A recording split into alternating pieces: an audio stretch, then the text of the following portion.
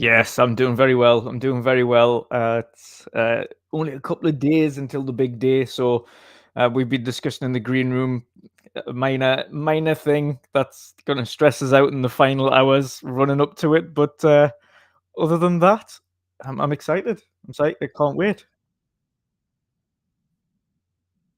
No audio.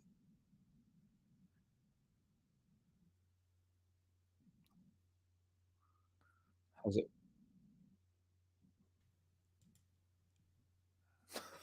There we go. So audio, check. For the love of God, OBS did it again. No, they can hear me. They can hear me. Yeah. Because in OBS, you have two audio lines. I have like everyone who is guesting, and I have my audio line separated. And for some reason, OBS did it again. It switched to a different mic, man. Damn it. Very kind of them. Very kind of them. So I need to start the show all over again, and the people on Spotify and Google Podcasts and Apple Podcasts will hear the clap once more because hello, gamers. We can now welcome you properly. Dear me, dude. Can you do me a favor, Dutch? Yes. And remind me to check OBS before we start the next show, man. That happened last week as well for whatever reason. I don't know. But everything seems fine now. And that means we're going to have an awesome show because we have so much to talk about. Yeah. We have a couple of breaking news items, actually. And it's literally no joke, Dutch. Before every show, I write myself a little note with the topics that we can discuss so that I can put down the timestamps. And today we have like 21 topics on this list. Oof. Some bigger ones, some smaller ones, some exciting ones, some even more exciting ones. But the most exciting thing I want to talk with you about is, of course, what is happening this Saturday. Dutch, you have your big indie community showcase. It's coming along pretty well, I hear. Pretty well. So how is your excitement level? Where is it? Where is the showcase? Let people know. Yes, super excited. Like we mentioned in the green room, and of course, I think the chat heard there as well. One little thing that might stress us out on Friday through to Saturday, but hopefully that's okay and it goes well. Basically, a last-minute addition that I didn't foresee, unfortunately. But let's fingers crossed, it's there in time and I can get that sorted. But if we do manage to get it sorted, unbelievably excited. If we don't, still unbelievably excited because there is over 85 games included. The showcase is 2.5 hours long. Yeah. That does not include the start and soon screen. That doesn't include the outro screen. That is 2.5 hours of pure gaming content. Only about 10 minutes of which is the awesome creators that are taking part talking. So out of the entire 2.5 hours, only 10 minutes of that is people talking, and the rest of it is video games and all gameplay. Which is absolutely awesome. Every game is gameplay. And I need to tell our community that I am a little, what's a proper English word? Jealous? Because you invited me to proof watch the entire showcase, but I was out drinking with a buddy. And so the General C got to proof watch it with you. And I do admit I'm a little jealous. So I have seen a few things, but I have not seen the entire show. But from what I hear, it is a absolutely fantastic show.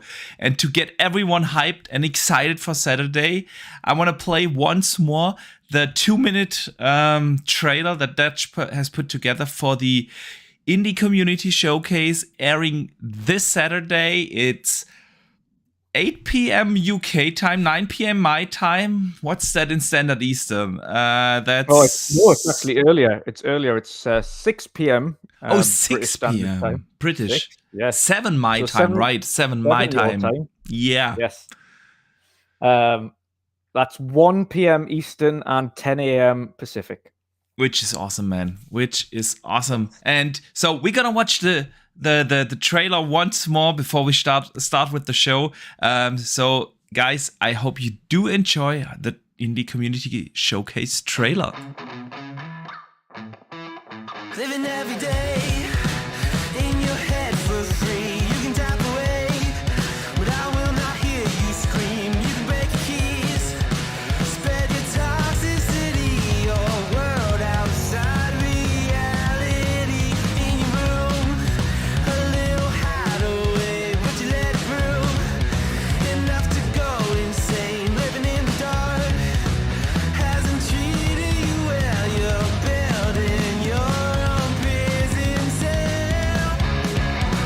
Hey, wait, don't waste it on me. Spite, lies telling you, don't waste it on me. Did I brush you off? Is it your lack of friends? We never met, even if you pretend. Am I in your debt? I don't owe you nothing. Don't say something you'll regret.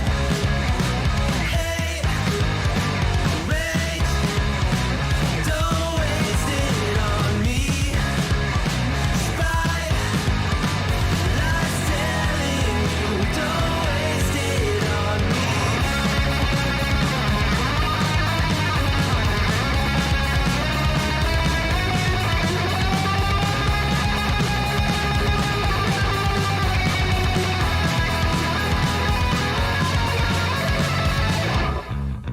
Hate, rage, don't waste it on me.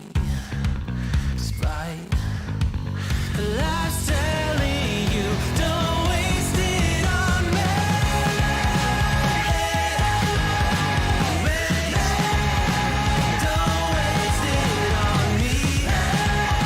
Spite, lies telling you, don't waste it. I'm telling you, don't waste it. Lies telling you, don't waste it on me.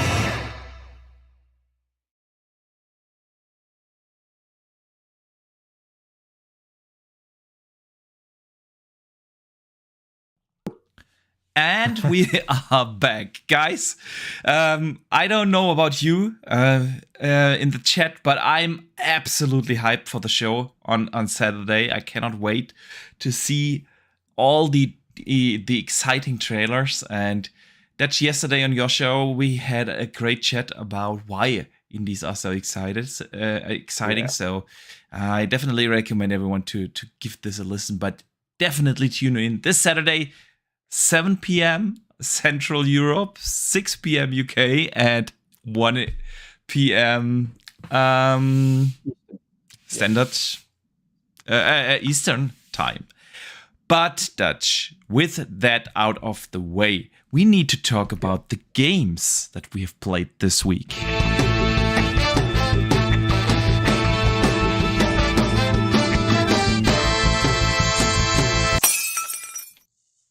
So, Dutch, and of course, everyone in the chat, let us know what you guys are playing currently. What have you been playing? And Dutch, what has kept you busy, man?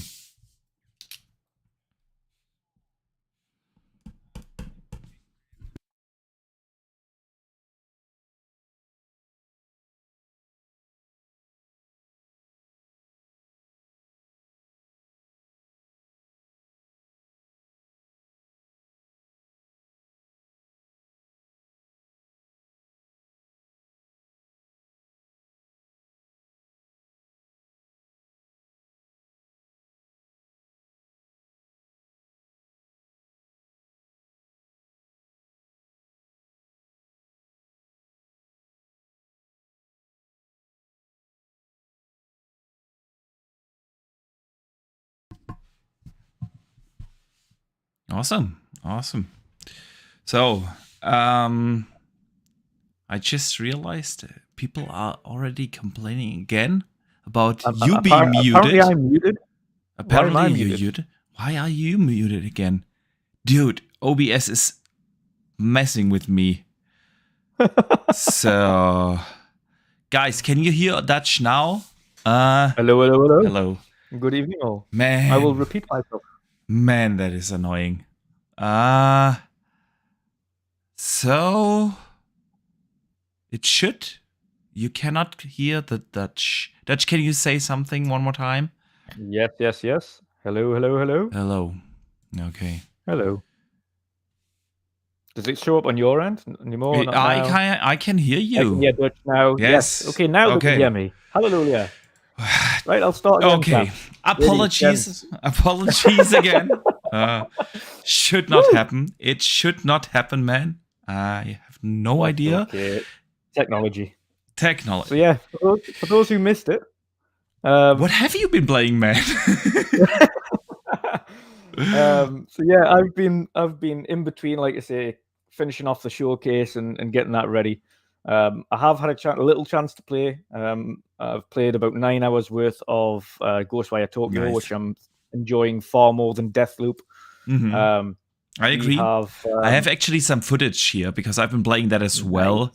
So awesome. we can watch some Ghostwire running on the Series X, man. In which mode do you play? Which graphics mode did you choose? I've chosen, I think it's quality performance without ray tracing. I think that's the best one. I think it's the middle ground one. I used the exact same one. Yeah. And yeah, it's like I say, the story's far more interesting. The combat's cool. The abilities are super interesting. I like the atmosphere. It's a very vibrant world, nice and colorful. I like all the different monsters and things like that you do, and I like how collecting the ghosts isn't just something that you can kind of do as a side quest. It actually helps you level up and gain new abilities. So that's it's been super interesting. I'm looking forward to playing more of that as well. When the showcase weekend's over and I can dive into it a little bit more. And aside from that, I've been playing Minecraft Legends.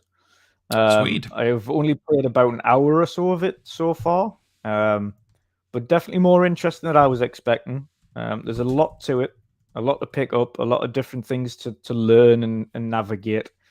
But I think I'll be kind of slowly chipping away at that game in dribs and drabs. It's not one that I'll be playing non-stop, but it's certainly one that I'll kind of chip away at over time. And it's a nice kind of, I would say, a semi-relaxing game, to be honest. It doesn't take up kind of too much, not too stressful, doesn't really do too much over the top. But I kind of said this yesterday as well. It's not a game the young Minecraft players can play. I think it's too intricate for the young generation. There's too many kind of different abilities and things you need to keep on top of. But I think the kind of middle ground, I would say, kind of 9 years old and above should be okay in terms of just how many things you need to do. But it's interesting. It's like I say, it's not a game I would personally go out and buy, but with it being on, thankfully, with Microsoft owning it and being on a game service, it's definitely one I would still say I recommend at least trying. If you like it, great. If you don't, no loss. But I would say it's a good service game, most definitely. Okay. Yeah, I have not played Minecraft yet. I told you that. I love RTS games, obviously. Closing in on 650 hours on Age of Empires 4 alone. Of course, I love RTS games. But man, there is just something about, I don't know, Minecraft that it does absolutely not pique my interest whatsoever. It's the art style, I think. It's just... Yes, I might be a graphics whore at times, but on the other hand, I play a lot of indies and pixel games as well. I do enjoy them, but there's just something, I don't know. Minecraft is just not for me. I played a little bit of Minecraft Dungeons when it came out, like the first playthrough of the run through of the campaign. You have to kind of run through that multiple times, but I only did one. That was fun for a moment, but yeah, I don't know. Minecraft is. I do hope people enjoy it, but it's not for me, man. And there's just too many other things to play, right? So, like you, I've been playing Ghostwire. Obviously, the footage is running on the screen right now. And please, people in the chat, gamers in the chat, I want to hear what has kept you busy as well. So type it in the chat. We're gonna shout it out. And yeah, I'm surprised by Ghostwire. Honestly, I did not think I would enjoy it that much. When it came out last year, I was kind of, I don't know, buying it on PlayStation 4 or on PC. I'm not sure if I would want to pay full price for that game and whether I'm going to enjoy it or not.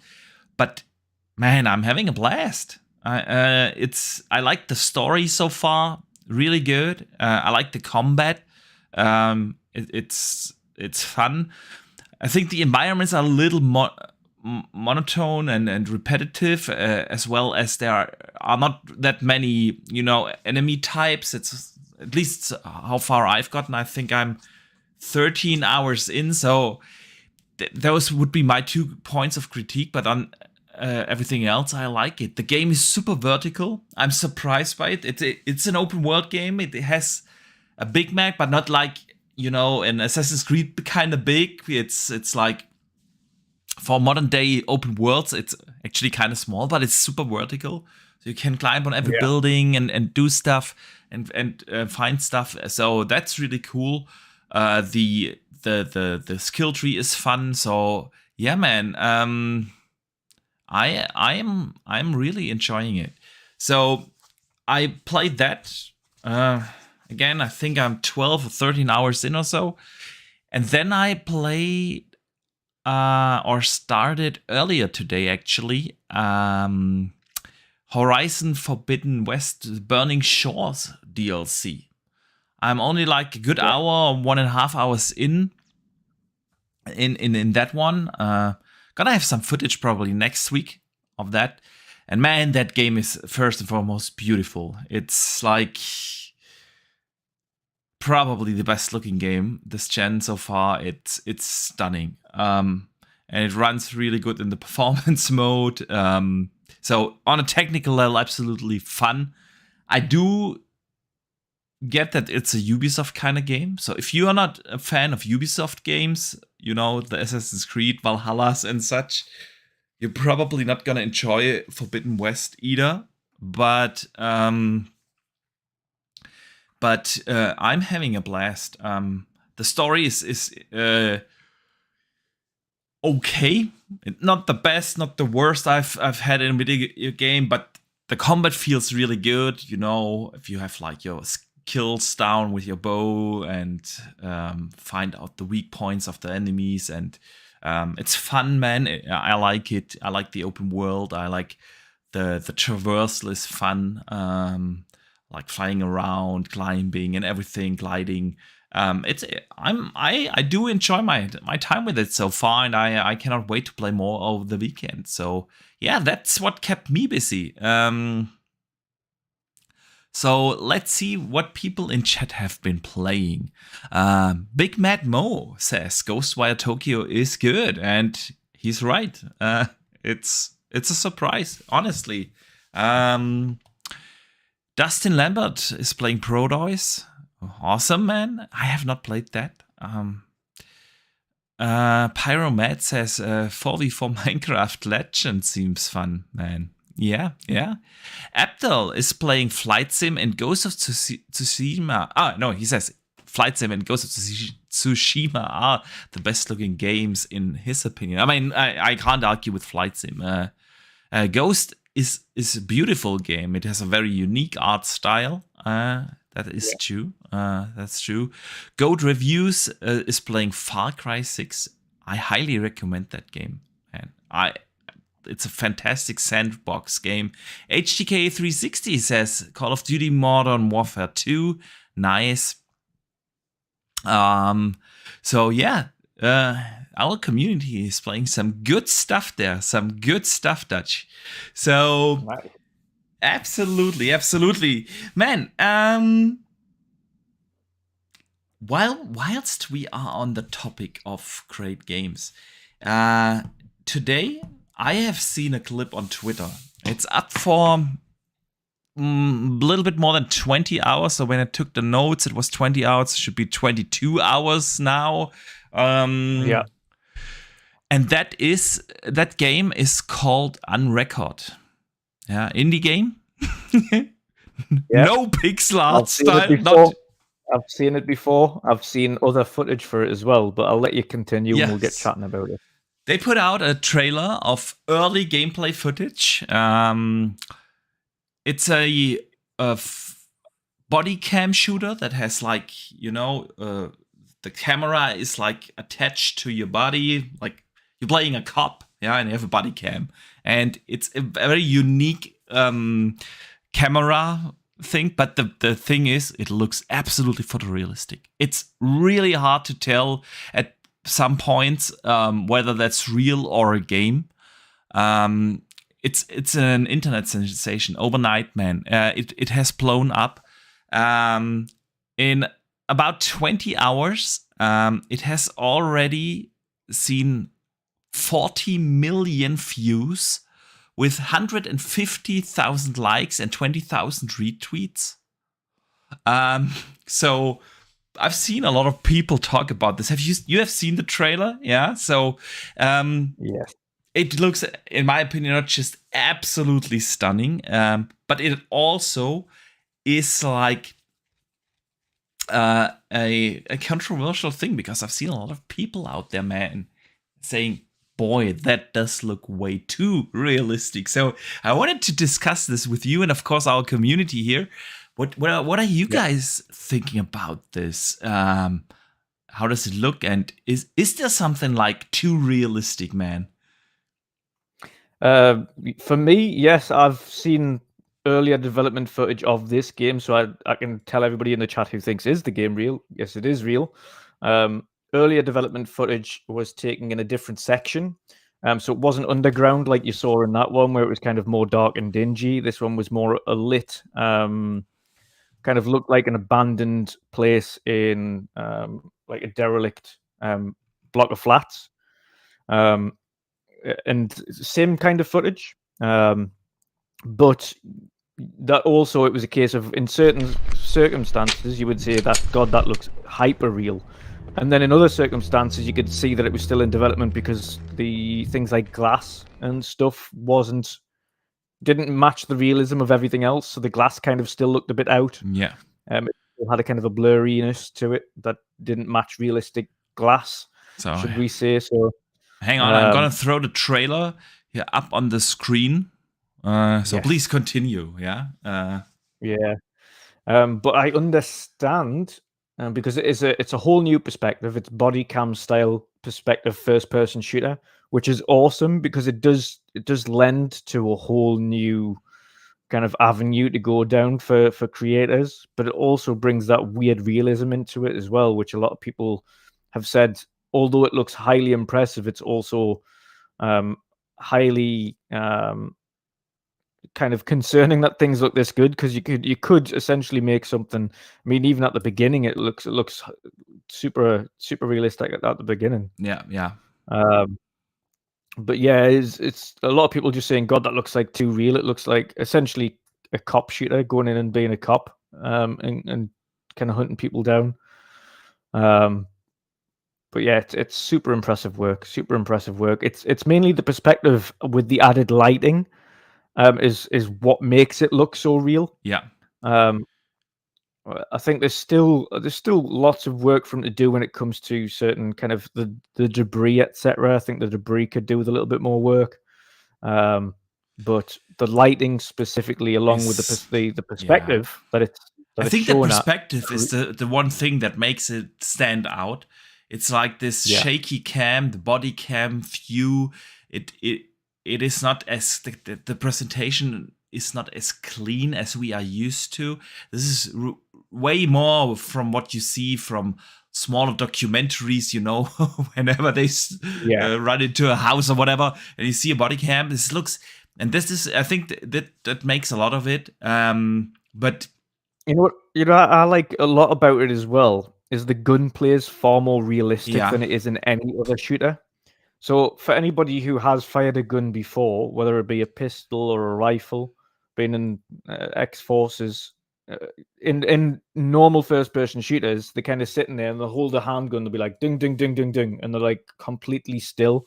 When you're firing a weapon, it's more like what this guy's doing. Like, you'll not see it on this little bit that's here, but it's a little bit more realistic. You get a little bit more kickback there, and it's especially if you're in an uncontrolled scenario, you're going to be a bit more wild on the trigger. You're not going to be as focused as you would be if you're on a shooting range. Yeah, which is kind of the way that all shooters are. All shooters, first-person shooter games are almost like your character in the middle of a war zone is just on a shooting range, and he's like ultra steady and like perfect. But in a real scenario, you're never that ultra steady. There's going to be like the recoil and things like that, and like trying to aim and things.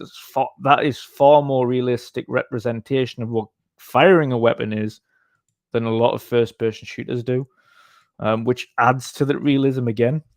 Yeah. So I think this developer's really caught a lot of the nuances around that kind of thing. Yeah, I would imagine to get that, it would have been a case of literally wearing a GoPro body cam, vest cam that you can't. Obviously, everybody can buy them. You can buy the little vest attachments for mountain biking and snowboarding and things. Yeah. No doubt he's wore one of them, put a GoPro on it, and then obviously went around and recorded some footage of him kind of firing a weapon or something like that, to kind of get an understanding of what it looks like and what the recoil's like, and then mapping in the kind of the movement from there. That would be the only way to do that and get that level of realism. So, absolutely, hats off to him. It's absolutely astonishing, and it's really taken people by surprise. Yeah, absolutely. I mean, that's why it's so successful. It's gotten viral, and I thought we need to talk about it because in 2020, Microsoft has shown at the Game Awards a CGI trailer for Perfect Dark. And after that, they had a little interview section where they kind of described exactly what we've seen right now with Unrecord. Because they literally said they want to go first person and they want to have this like more body cam kind of view for the player. They want it to be very unique, something we have not seen that often in games, and want to do something new with that body cam perspective. And when I've seen this trailer this morning, it was the first thing I thought of. So is this the way that Microsoft is going with Perfect Dark? Of course, we don't know what Perfect Dark will be. That is like almost 2.5 years ago when they said that. They could have changed the art direction completely, could have changed the camera perspective completely. It might end up being a third-person kind of Splinter Cell game. We don't know, but that's what they said a few years ago. So I was wondering whether we will see a Perfect Dark going in that direction. But seeing such a smaller developer already being able to achieve that kind of fidelity in a Unreal 5 game is just nuts to me.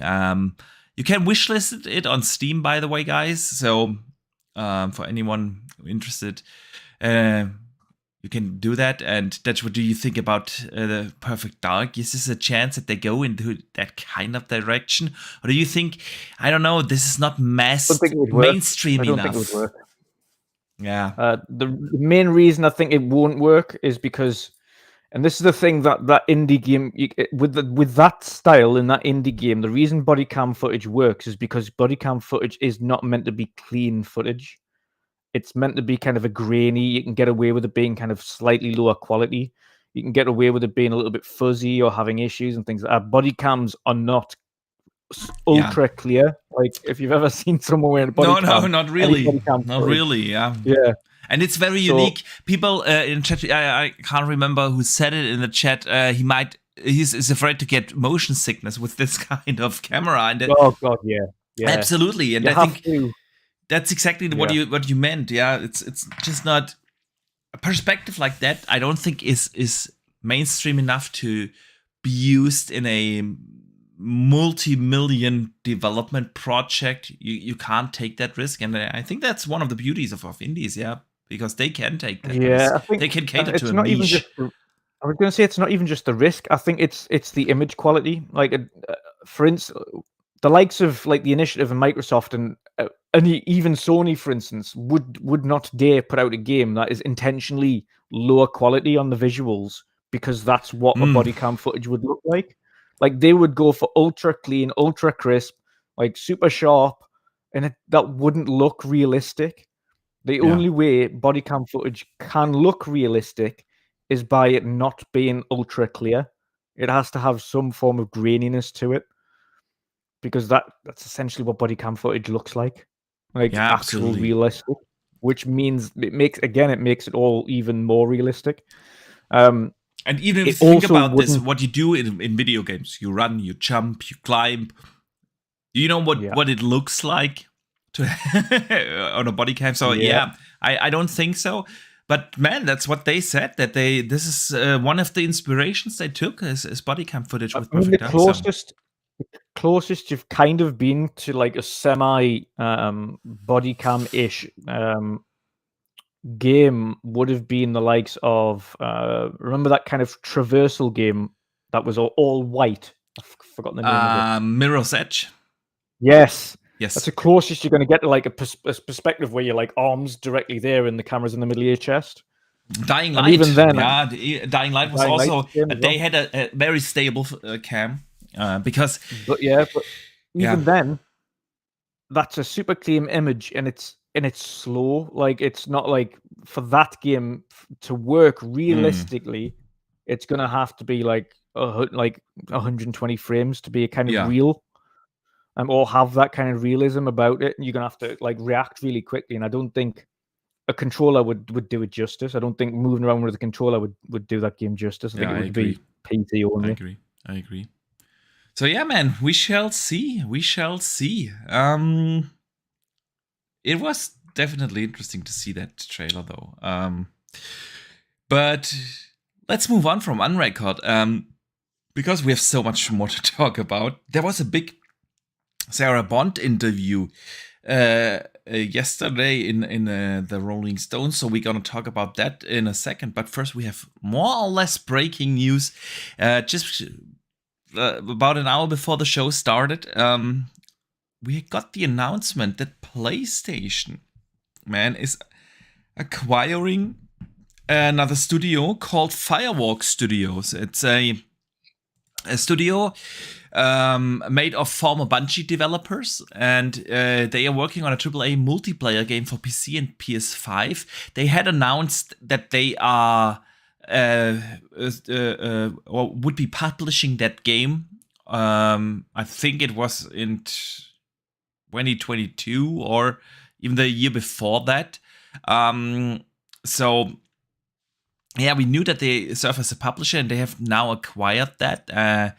Another one of these live service multiplayer games coming from them. The studio itself has never released a game before. It's their debut game. So yeah, we've seen now some very natural growth there, with the PlayStation studios acquiring yet another bigger studio working on a AAA title. It's so organic. I don't know. I feel almost like a vegan when I read this out. But what do you think about this organic growth of PlayStation Firewalk Studios? Super organic, ultra organic. Absolutely, man. I think they have now 20 studios, organic or something. Yeah, 20 organic studios. Absolutely organic growth. All built from the ground up. Yeah. None of them acquired. Most certainly. No, to be honest, this was already a team that was working on a multiplayer game for them. Yeah. I don't know.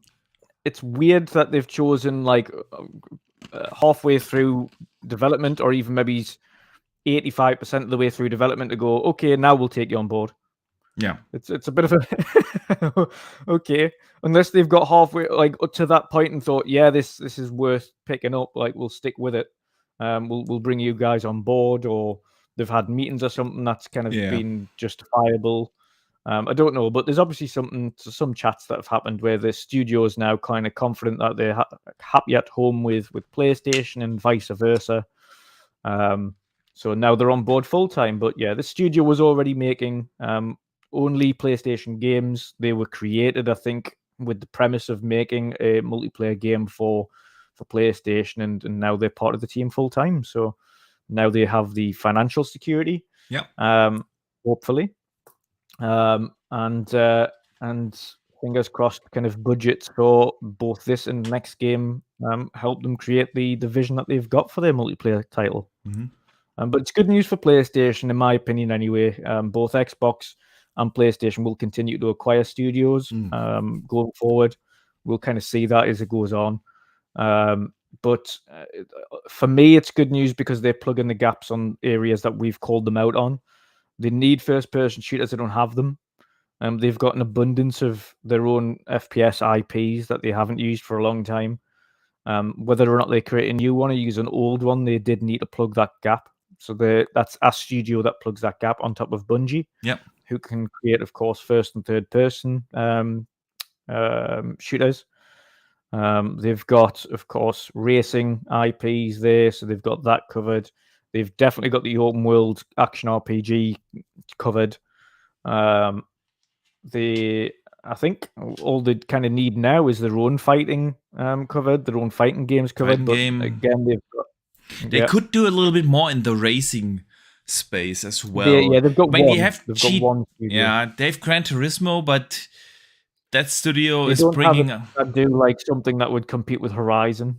They've got something that competes with like Forza Motorsport, but not Horizon. So yeah, you're right. I think they could look at something like that. Maybe I don't know. You never know in the future that the team up with the guys that create Test Drive to bring them on board. That would be kind of the best open world guys I can imagine. Because unless they purchase Ubisoft, they're not going to get the crew. So I agree. So yeah, it's a requirement, put it that way. And Microsoft still have to plug gaps as well. We've said they don't have any studios that can do X, Y, and Z.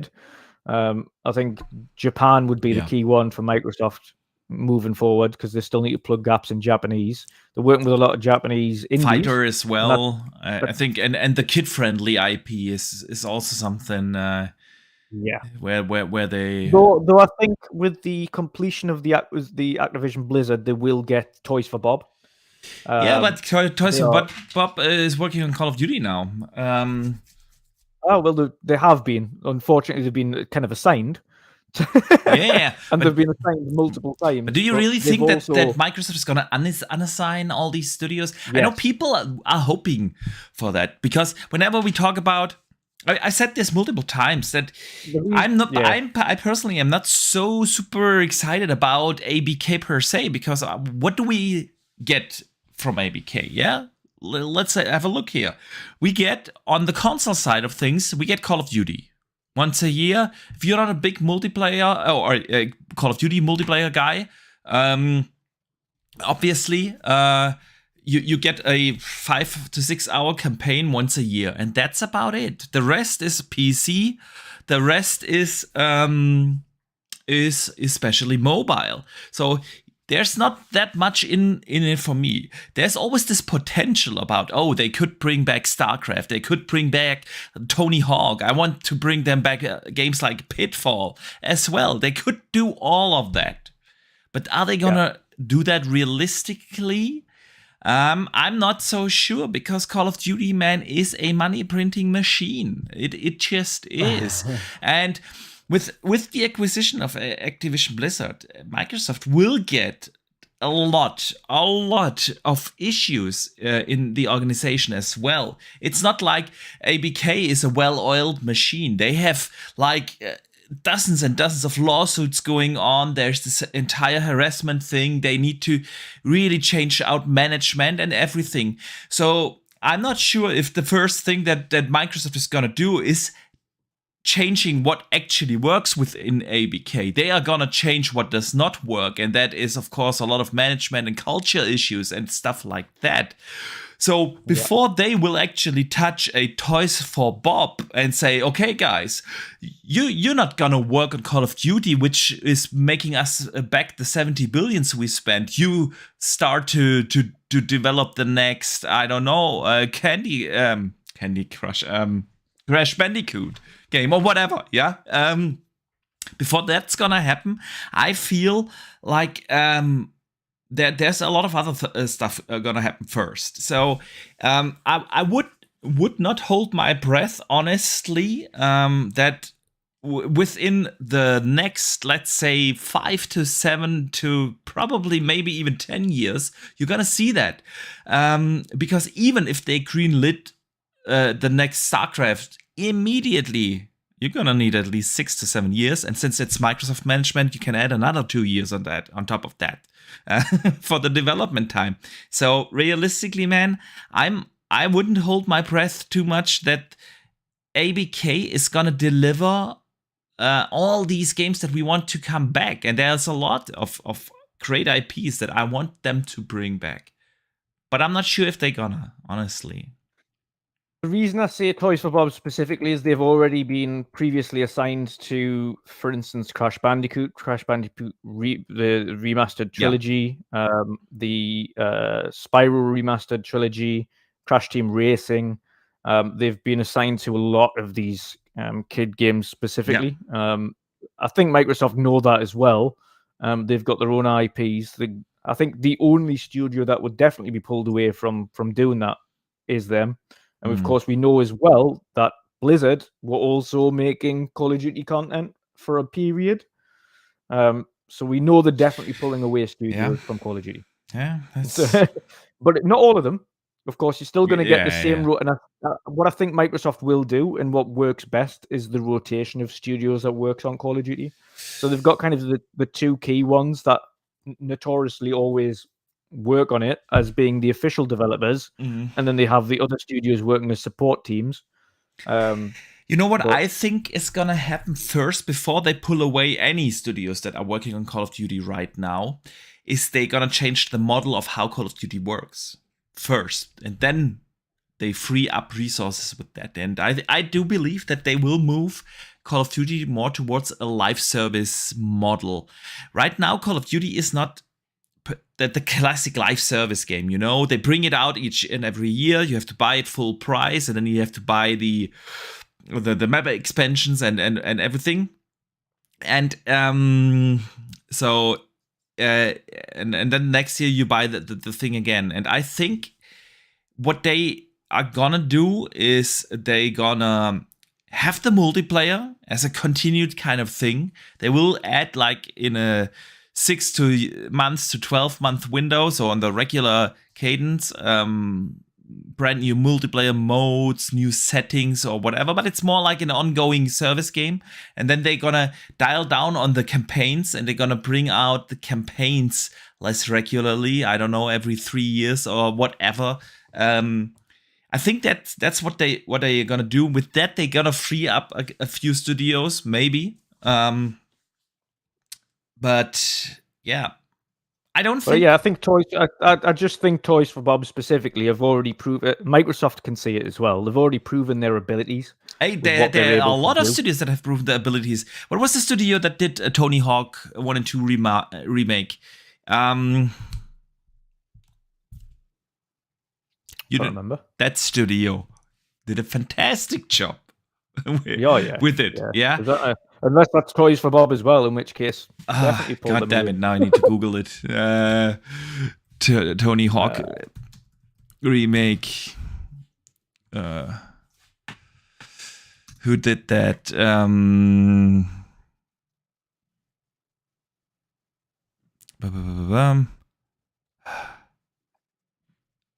Vicarious Visions. Yes, there you go. Weren't they? Let's have a look. Were they not? Yeah. So I think there are a lot of studios, actual capable studios, that have been proving themselves over the last years with other games. I know Vicarious were Vicarious Vision dissolved into Blizzard. Right. So see, Remember that they don't even exist anymore. Yeah. You're right. Yeah. Shut them down. So, anyways, the thing is, it's like, again, Call of Duty is too successful. So I don't think that's the first thing they're gonna change. The first thing are more cultural things. They are more organizational structures. They're gonna have to deal with a lot of things in order to implement such a huge organization like ABK into Microsoft. This is gonna be a huge effort. And that's why I've said this before, seeing all the problems that Xbox has with their management over the last years, whether it's platform things, whether it's marketing, whether it's everything that has to do with the game studios, and I don't think it's up for debate anymore that Microsoft has an issue on many levels. It will take up even more management resources to implement those. So the question really is, how much do you fiddle around in what actually works within ABK? And that's Call of Duty. It comes out every year like a machine, like a well-oiled machine. And some Call of Duties are more successful, others are not. But at the end, Call of Duty is always one of the best-selling games of the year. And I don't think that they're gonna change that formula immediately. Yeah, so yeah, we shall see. But man, since we are on the subject, let's talk a little bit about Microsoft CMA and everything. Yeah, because there are a few things happening there. There are a few things happening. Next week, Microsoft is apparently participating in a game industry event at 10 Downing Street. That's the same day that the UK's CMA has to, or is apparently gonna propose their findings of their investigations. They apparently are gonna showcase their product, Microsoft, the Xbox products, at the Prime Minister's office on April 26th. So Dutch, what is happening there? What is happening there? Is this a coincidence? Totally unrelated to the CMA, or what do you think? Unrealistic. I think Rishi Sunak just wants to have a video game party at Downing Street. I think he just wants to get all of the games. He's rang Microsoft up and he said, "Listen, guys, what's happening with Fable? Can you?" I want to see Fable, guys, and just show me Fable. Interesting. So yeah. We're going to have an event, and you're invited, and and I want to see Fable. So. Man, no, I need to go into politics. If it's that easy to see Fable, I need to get into politics, man. Yeah, exactly. No, it is strange, but I think what we're seeing now, with the publicity that's garnered the attention of video games in recent months, with the acquisitions, specifically with the size of the acquisition, governments are now taking more of an active approach. Previously, it was just, video games cause violence, and that's the only time you'd ever hear about video games on TV, and the only time governments would get involved. But now they see this, specifically the video game sector, as a major economic front for every nation. Like, they don't realize just how much money video games and the sector in itself brings in, whether it be from the 2 million software developers worldwide that work within video gaming or software development related to entertainment, whether it be the 203,000 game publishers worldwide. Like, the video game segment is also the most profitable in the world out of all entertainment mediums, whether that be music, movies, or film. So in terms of what they do for the GDP of any nation, it is pretty much up there with one of the most important sectors in every country, regardless. So I think what has happened with the likes of the CMA, etc., getting involved in such a public battle with the ABK deal, is governments want to kind of get a better understanding as to what the technology is about, what video games are doing these days. Because let's face it, they are, for lack of a better word, completely disconnected from the actual sector. They have absolutely no idea what the sector does. They still see video games as some kind of taboo thing that only kids play, and they don't see the artistic medium for what it is. And video games are one of the most artistic, if not the most artistic medium you could possibly be involved in, because it's an interactive medium. It's telling stories in an interactive manner where you are the story, you are part of it, you're living that story. Yeah. And governments don't understand that or see it. The only time governments get involved in it is when you see some of the younger politicians bring some of these things up in big conversation. The older generation, the Rishi Sunaks, etc., they've never bothered with that stuff. They're completely disconnected from it. Yeah. So it's a good thing, but it leads to bigger conversations as well. We don't want the government being far too hands-on with the No. I mean, a certain regulation is good for the market and the consumers, obviously, but I do agree. But man, wouldn't that be? Why is that timing? I do get your train of thought, but that would in timing's really weird. The timing is weird, and it would be right? Awkward for them if you want to learn, and I don't think it will. I don't think it will. But if for some reason the deal gets blocked on the day, that's going to be a super awkward meeting for them. They're going to be like, okay, Rishi, we're leaving now. So because your CMA has just blocked our deal here, so we're no longer being this meeting's over. See you later. That would be ultra awkward. So it's weird timing, super weird. CMA's decision is the same day as this meeting. Right. So yeah, I do agree. Super weird timing. I mean, there's a lot of stuff happening next week. Next week, by the way, gonna be exciting because on the day of the next World of Gaming, right? Or the day before, we get the decision from the CMA.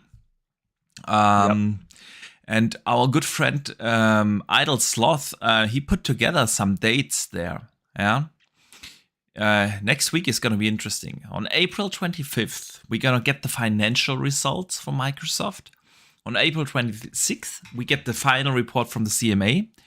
On April 27th, we get the financial results from ABK.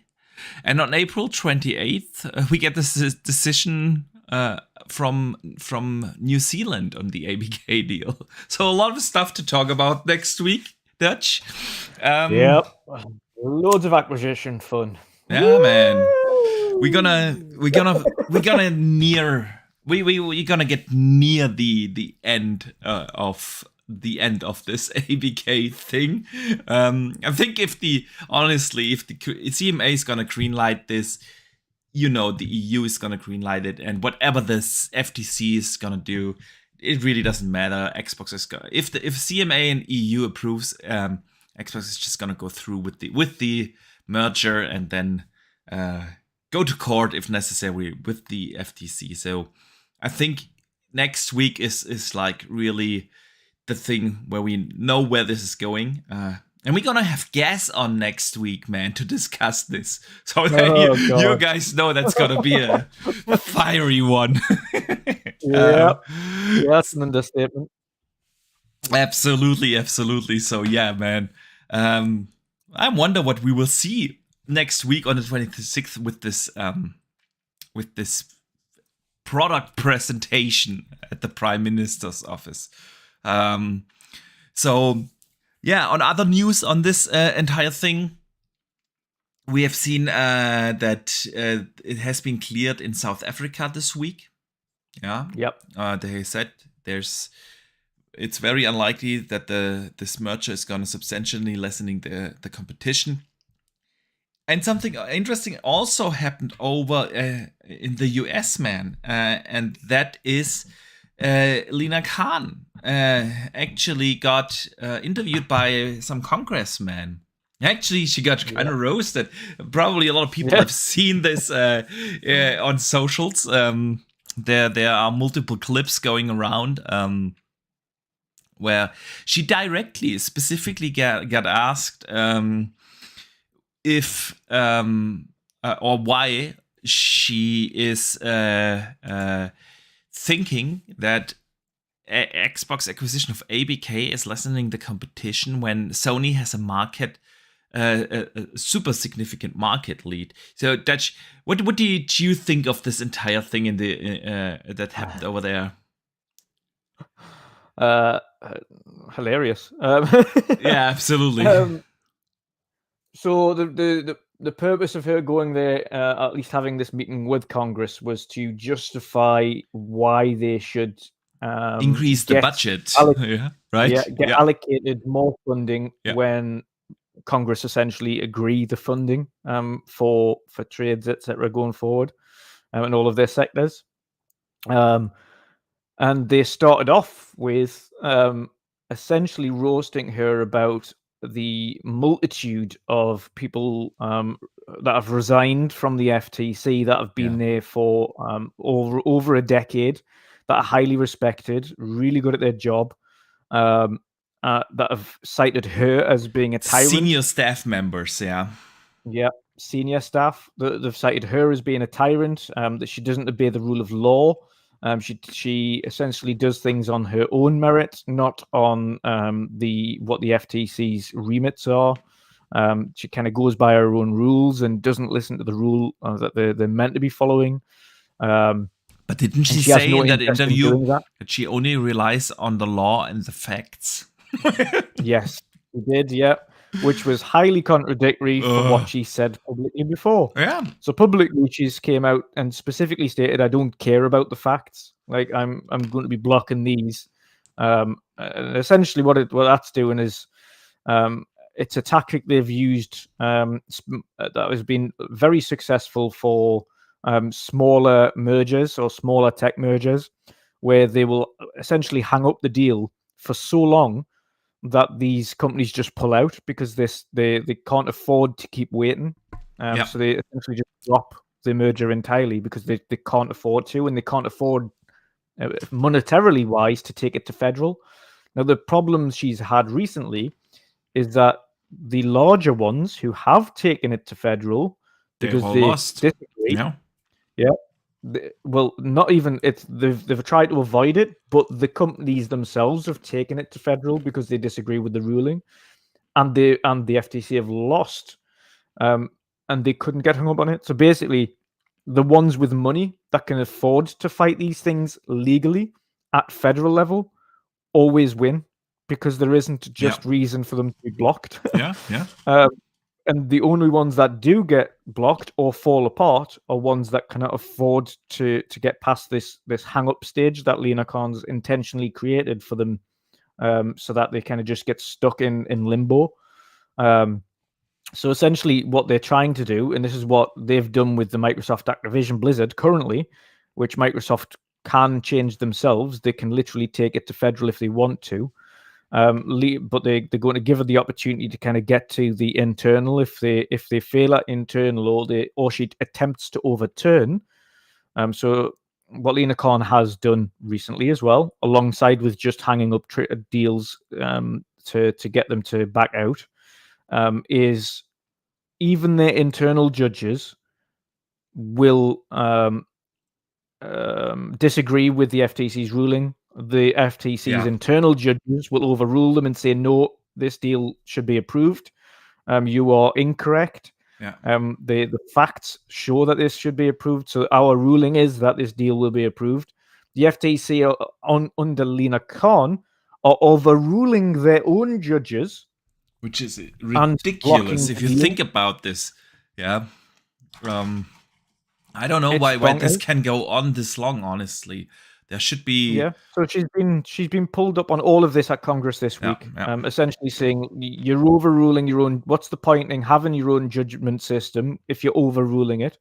So you're going against the rule of law, and then you are essentially trying to make sure that as many as possible don't go to federal level, so that they can't fight it. And the big guns that are going to federal are winning, because they are ethical and they are not anti-competitive. So Microsoft know that they'll get past that stage, and they've said it all along. We know when it goes to court, we'll win. Yeah, we know we will. Exactly. There isn't a reason why it shouldn't be. That's why I said earlier, if the CMA and EU are gonna approve this deal, they're just gonna move forward because everything that the FTC brings to court, they know they're gonna win. So. Yeah, I completely agree with what you said about Lina Khan. It's ridiculous that this is going on so long. And whilst Microsoft might be able to afford such agenda and politically driven leadership at the FTC, because they simply have the funding to actually go to court and get their money back as well, others do not. And it's just not right to do that, to regulate a market like that, agenda-driven. And in this case, with Activision Blizzard King specifically, let's be real here, man. Sony needs some competition. They really do, man. I want to talk with you about a couple of things that why I think they do need the competition. And it's not because I want to say I'm a big Xbox fan or so, which I am, no doubt, but you know what I mean. It's because Sony, for all the things that they did right, so in gaming and with their platform and especially with their first party games, they also do not do a lot of moves this generation that feel like they value their customer. Let me give you an example of what happened this week. They increased their game prices, their first party game prices on PC significantly in multiple countries. They have increased their game prices on Steam in Canada, in Japan, in Argentina. Specifically, they got hit particularly hard. In Canada, they increased their first party prices, 10 Canadian dollars, which represents around about 15%. In Japan, they have increased the game prices around 30%, and in Argentina they have increased their game prices up to 67%. So combine that with the fact that they reported record-breaking sales numbers lately. Yeah, they have had their the US sales. It was reported by who reported it? Matt Piscatella from formerly from the NPD. He said reported that the US PS5 sales are now tracking ahead of the PS4's sales numbers on the time-aligned basis, so the same time span. And the company's latest month sales report was published on Wednesday, and it noted that PS5 units sales are, after 29 months ahead, they have grown in a year-over-year comparison around about 400%, which is massive. So PS5 sales numbers are up. There's absolutely zero evidence that we have a different market share this generation than we had last gen. We all thought it would be different this gen. We all thought when this gen started, we thought, okay, with Xbox having now, at the time, 23 studios, now they're gonna rock it. Now they have this roadmap, and they're gonna take back market share. But obviously, the gen didn't go as well as Microsoft and we hoped. And now Sony is selling even more consoles than last gen. And because they do that, they have more or less the same market share like they had last gen. And that's why they can do things like increase first party game prices, increase console the console price. They charge you for everything. They can afford to have a subscription service without bringing first party games day and date and so on. So I think it's obvious that we need competition. Yeah, what Xbox is doing is no competition whatsoever right now, no doubt. But it's obvious that we need it. So from a regulator, like bringing it back to Lina Khan, to speak against this is just ridiculous. It's just ridiculous because we need it. Dutch, what do you think about all these sales numbers and the PlayStation price increase on Steam? What do you make of this, man? Before I get into that, I've got some good, awesome news for you. Hang on. What are we talking? Has Diablo dropped the surprise news? There is surprise news for Diablo. May 12th to May 14th is a brand new open beta. They're calling Server Slam. They want people to go out, play that to death, and break the server so they can make it silky smooth. Dude, we're going to talk about this in a second. We're going to talk about this breaking news in a second. Because I actually have Diablo 4 anyway on the topics list. So you've got some more news now. We have got even more news. So let's talk about Diablo in a second. Let's wrap the PlayStation thing up here and give me your thoughts, man. Yeah, in terms of the sales figures, I do not doubt them for a second. Microsoft, we've literally mentioned this on multiple occasions, not just this gen but last gen as well. Microsoft are absolutely horrific at actual viral marketing. When you're talking about random sponsored posts on Twitter and social media, like that only gets you so far. What actually gets the marketing is TV spots, which everybody watches. Everybody watches the telly. It's movie spots, which Sony do frequently. Xbox Absolutely. do not. Not at all. It's sporting events, which Xbox really rarely do. Like the Xbox you'll see on things like NASCAR, which is really good for America, but absolutely no use in the rest of the world. Or really low-end sporting events that no one watches. Whereas PlayStation have got the likes of the Champions League, which is the largest kind of cup competition in Europe, as well as kind of large sporting events over in America. Occasionally, Microsoft will have a little tiny spot at the Super Bowl, but that's about it. And it's usually minute. And then Sony have huge, giant statues in random cities all across Europe, whether it be Kratos' axe or Thor's hammer or a giant kind of Spider-Man statue or something, or an Aloy kind of giant robot parked in some random place. Like, these are all viral marketing techniques that Xbox don't do. For the Hogwarts launch, for instance, all they had was the publicity for Hogwarts Legacy, and they had buses all over London that were in the colours of the different houses, plastered with Hogwarts and PlayStation on it. So, of course, naturally, you generates brand awareness. Exactly. Yeah. The new Harry Potter game, it's only on PlayStation. Yeah. It's brand awareness, it's publicity, it's generating sales. Xbox and Microsoft do not do any of that. They are almost non-existent in Europe when it comes to marketing. In Germany, you pretty much haven't even heard of the Xbox unless you know what it is anyway. Yeah. In Netherlands, it's pretty much not too far off. It's exactly the same. It's almost non-existent, to the point where Erwin, last generation, to get his Xbox One, had to drive to Germany to pick one up because it wasn't releasing in the Netherlands for another year. Yeah. Like, that's how bad it was last gen. and it's not really improved that much this gen.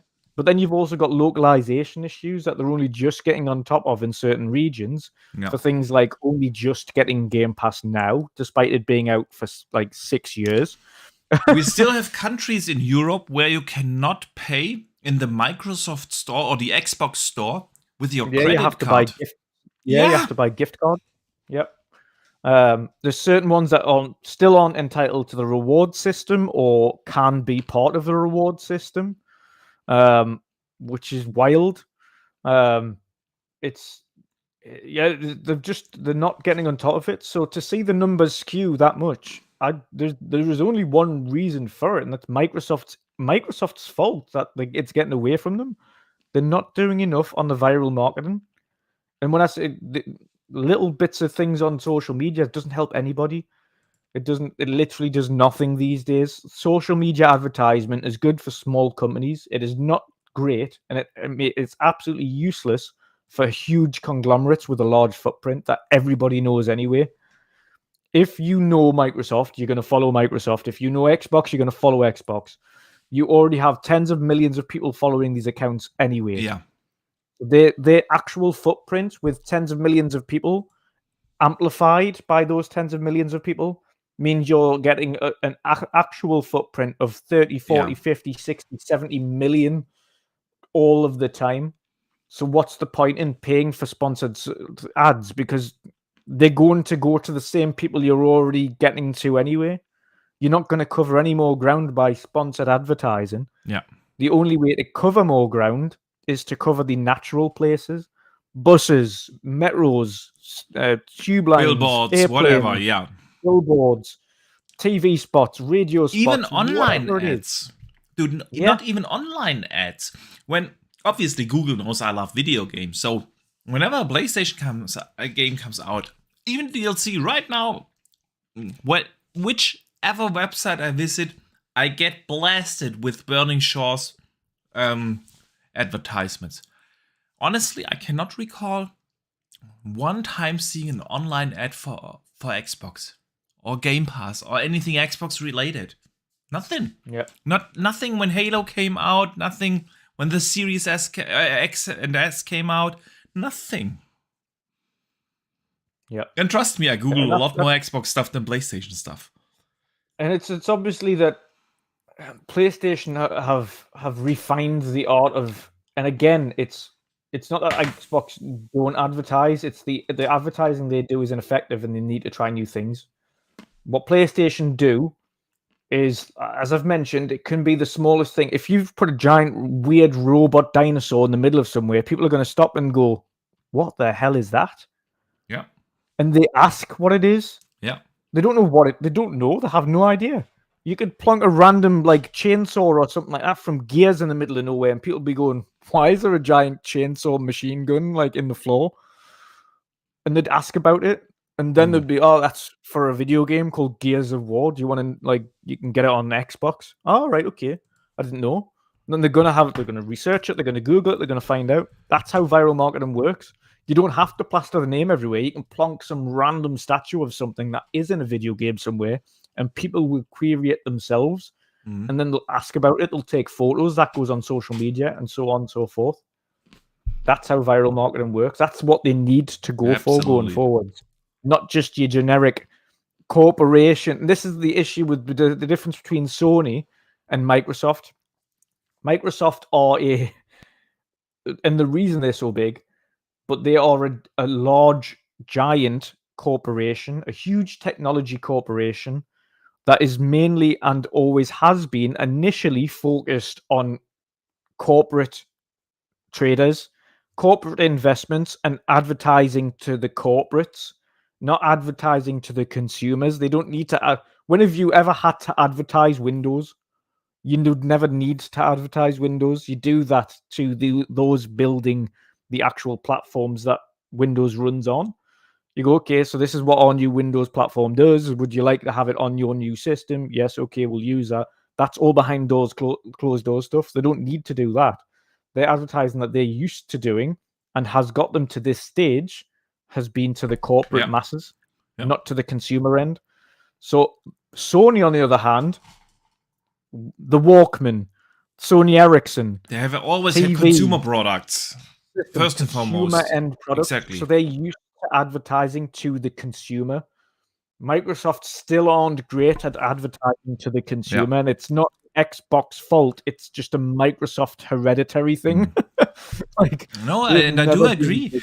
We talked about this marketing issue multiple times, and that leads to the fact that I'm not surprised about PlayStation sales numbers. Not even close. If you combine the lack of marketing with the lack of games, obviously. But it's not good. It's not good for the industry to have that market share again this gen. And I wonder whether, and it's not just, and now you could of course ask the question, why do I care about market share? For mainly two reasons. The first is, of course, I want competition. I want pressure on Sony. I want them to do better by their customer, because I'm also a customer of Sony. And the other thing is, if this goes on too long, you never know what the next CEO of Microsoft is going to do with the Xbox brand.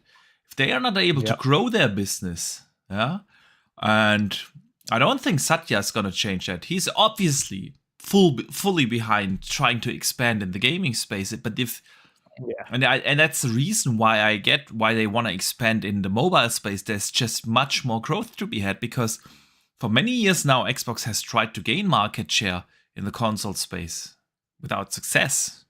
Granted, you could argue because of the lack of games, which is hopefully going to change at some point. But the thing is, Xbox is really struggling gaining market share. They're doing well. It's not like Xbox is doomed or anything. But there has not been the growth they wanted to have in terms of market share, in terms of platform growth, and so on. What's happening right now is they're slowing down too soon in this generation. Absolutely. At this point is when they need to start picking up. And start shifting more. So which is what Sony does right now, and that's why at some point people are gonna look at this within Microsoft. We gave this entire gaming thing, I don't know, a decade or so, and have they been able to grow in the way it was laid out to be, how the business plan were presented and whatnot? At some point we're gonna look at this. So yes, we want to have a healthy and growing Xbox for all these reasons. So yeah, man. Let's move over to some good news here. Some really good news, breaking news, man. You already mentioned it. By now, I have already also seen the thing. Like you said, Diablo 4 is coming back. It's why I changed the footage. We're gonna watch some Diablo footage now. May 12th to May 14th. That's awesome, man. May 14th is the birthday. Slam, they're calling it. Yes, the server slam. So, which is a really good idea. They've heard the feedback. A lot of people are concerned that the servers won't hold up for launch. So what they want to do is get one final absolute, please try to break it weekend. Man. The server slam, awesome, man. I'm definitely gonna participate. I bet a lot of people here in the community are gonna participate as well. 12th and 13th, I'm gonna play the hell out of it. On 14th, I think not because that's the birthday of my son, but the other two. One thing that's going to be hard for them to do is convince people to continue trying to play the game when they're breaking the server, because the only way to fix it is to continue to have it at a certain level of people trying to play. And when you get that, then you go, okay, now we're getting on top of it. Now keep going. And then they can break it, and to the point where they can find and pinpoint these issues and correct them. A lot of people, when servers don't work, they just go, oh, God, I can't be bothered. Turn it off. Instead of sitting there going, test, which is ideally what they need. They need millions of people to sit there and go, test. Keep trying to get into it and breaking it. So hopefully people stick around and literally try to break it. So when it comes round to launch, even for those with early access and not, you can enjoy an ultra smooth experience. But I'm looking forward to it because they've done a lot of class changes as well and improvements to the classes for this beta. Yeah. They're still live as we speak, so there's probably going to be more stuff that'll come out afterwards. Yeah, Decado in the chat already mentioned that it's apparently really good. They talk about not just the changes, but also a little bit about the end game, which they already detailed quite a bit. But we're definitely gonna watch this back and forth again. There were some other Diablo 4 news this week as well, man. The game has gone gold. Yeah, so big step taken. With that announcement, they confirmed again that it's 4K 60 on Series X and 1080p 60 on Series S. They're gonna change a lot of dungeon gameplay and especially the dungeon layout. That's what they confirmed. They tweak boss difficulties, especially for melee characters. They have talked about it, that they've seen that the melee characters like Barbarian and such abilities have seen a lot of tweaks. So yeah, that's gonna be awesome, man. You're gonna join in the Server Slam beta, right? Oh, absolutely. Yeah, yeah, absolutely. Yeah. And Decado also assures Dungeons got a very good overhaul, which is good. They said they tried to redesign the dungeon layout so that you have less time walking through areas that you have already been in order to clean out the entire dungeon. So they want to did some changes there, which is absolutely awesome, man. So yeah, Diablo 4. Absolutely awesome game. I mean, if you do look at this footage, what they've done especially with the lighting in this game, man, it looks just so good. And that they have now the in-game cutscenes not pre-rendered, but running in real time. So your character actually looks like your character that you created with the armor that you have on. It's gonna be so good, man. Yeah, I can't wait for it. It's went straight up as to one of my most anticipated this year, and I can't wait to plow literally hundreds of hours into this game. Oh yeah, which I know I will, without shadow of a doubt. I got getting the stats back and saying that I'd played a beta, and that was only the open segment. It didn't include the closed segment. Just the open segment of the beta I'd played for 34 hours. See, I wanted to know how much I played the first beta, because they have sent out these emails to everyone.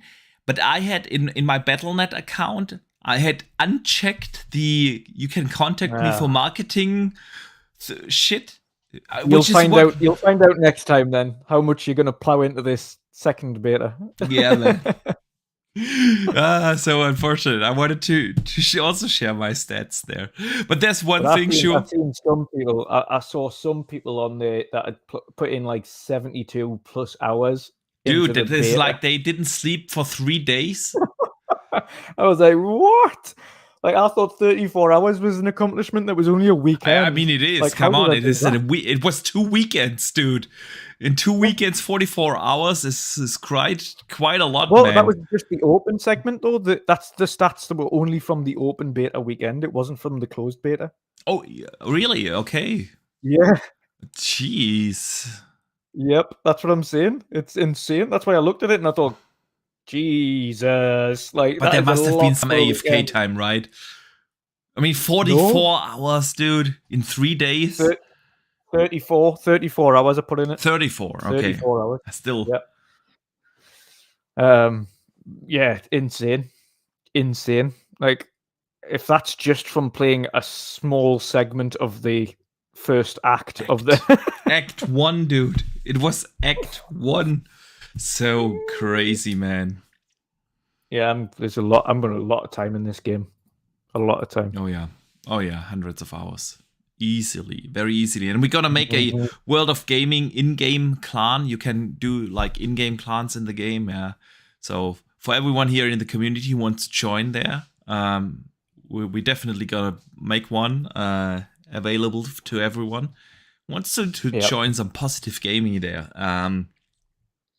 So man, that's exciting news. I'm hyped now. Yeah. Get to play Diablo in May again. Ugh, Jesus. I want to bring the conversation back to Xbox real quick. We're gonna talk about the Sarah Bond interview in a second. One more thing up front, man.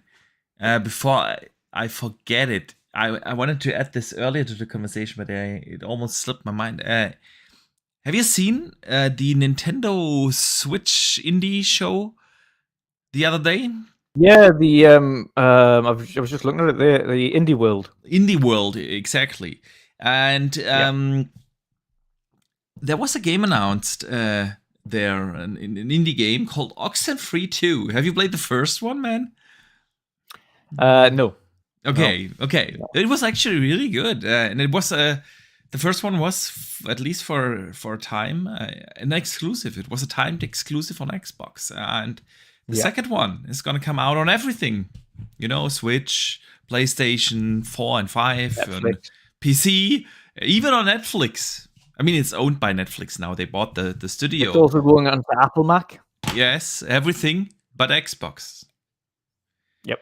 Not gonna come out on Xbox, and it's weird. Really weird. Really weird. And our good friend Chess Gordon also tweeted out that this is weird. This is really weird, and that it is unfortunately not the first time. We've just seen it with Square and the Pixel remaster, and there are so many others. This is like a step into even more weird because it is literally everything. Platform. Every platform, even on Netflix.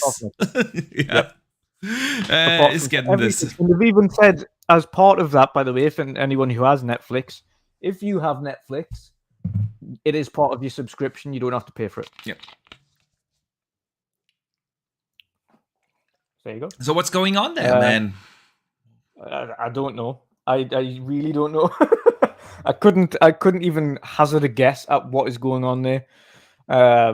It could be, I don't know, Netflix, in terms of what they want of profits or anything, or Microsoft aren't happy with those, with the agreements that they put forward. Maybe they've said, okay, we want like 80-20 split or something like that, and Microsoft are like, nah. Like, it's the game did okay when it was on Xbox, but it didn't do gangbuster numbers. People enjoyed it, but to kind of put it into perspective, the game itself sold 1 million copies across Xbox and PC. And it's good for an indie, really good for an indie. But is it something that Microsoft are going to worry about? Probably not. I mean, of course, an Oxenfree is not going to move the needle. Not taking away from the game. I really enjoyed the first one. Oh, exactly. I've heard good things about the game as well. Personally, I've heard really good things. But for Xbox, I don't think it's a big concern for them. Exactly. It's more like, why do these things keep happening? I think the bigger one for me is still what has happened to the relationship with Square Enix. Something's went wrong, because it's got nothing to do with Sony. People keep saying money happening and stuff, but at this point, it's well beyond that. It's got nothing to do with them, because it's to the point where it's like coming out on Switch and coming out on PC, and they're still avoiding Xbox. Like, it's got nothing to do with Sony at this point. They're just avoiding releasing their big titles on Xbox. Yeah, and I don't know what's happened. What has happened to get the relationship like that?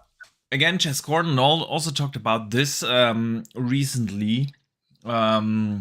He said, and I have to paraphrase now, of course, something that he's still looking more in depth into this to get more facts, but it kind of looks to him that there's just on a fundamental business level something happened there, and that this might not be on Square. So Yeah. Just So, something. a Happy Cloud Gamer in chat as well. He said, "What happens when Disney Plus see what Netflix is doing and take all their IPs onto a cloud subscription?" Funny story that actually. There's a reason why Disney have backed out of their own in-house development studios. Yeah. They have no intention of keeping that to themselves. They are more happy to not spend the money on the development and make sure that they're farming out their IPs to respected studios to create games for them, which they'll profit off happily. They don't have to spend any money on. They just earn money from them. Yep. The one thing that they will make sure is that they're overseeing those IPs and those collaborations to make sure they are happy with them. If they're not, then they don't go ahead, essentially. So the likes of Delilah Studios with Disney Illusion Land, Disney Dreamlight Valley, which was created. The Sea of Thieves crossover, which they directly collaborated with. I mean, all the Star Wars games now, they moved away from having the Star Wars license exclusively to one publisher. Yeah, and we learned recently from a developer that was working on the game that Battlefront 3 was almost at the point of being released when it got cancelled.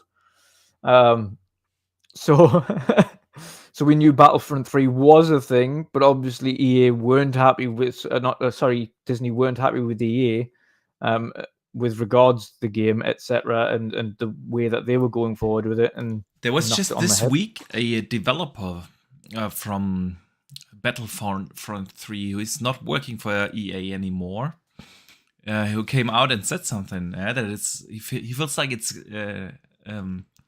a criminal act that this game has been cancelled like 20 yards before the finish line, because there was something really good in the making over there. Yeah, agree. Yeah, but I think it was just not the vision that Disney had for that IP anymore, and they wanted something a little bit more diverse. Should we say it's respectful for the IP and not just another kind of random shooter. Yeah. Which is why you see the likes of KOTOR being remade, which is why you see Jedi Survivor coming out. All of these things, which they're directly integrated. Which is still EA though, yeah. But even then, they've now directly integrated Cal Kestis into the lore and into their theme parks. You can go and buy Cal Kestis lightsaber now. Yeah. So yeah, it's a big deal. It's a big deal. They actually showcased the game, of course, at the recent Disney event. In the Star Wars celebrations, they had Cal Kestis come up on stage and talk about the game, and so it's a big thing for them now. So yeah, Disney again, Netflix are going to do their own thing. We spoke about this yesterday. I personally think Netflix are going about it the right way. It's their own IP, but they've started a new AAA studio, but they're making sure that's multi-platform. Yeah. So it's going to be an interesting time. I have that on the topic list as well, but we might just dive straight into it. Dive straight into this. So yeah, Netflix, or let me back up a little bit. Joseph Staten. Yeah, I think everyone knows who Joseph Staten is. Jason Statham.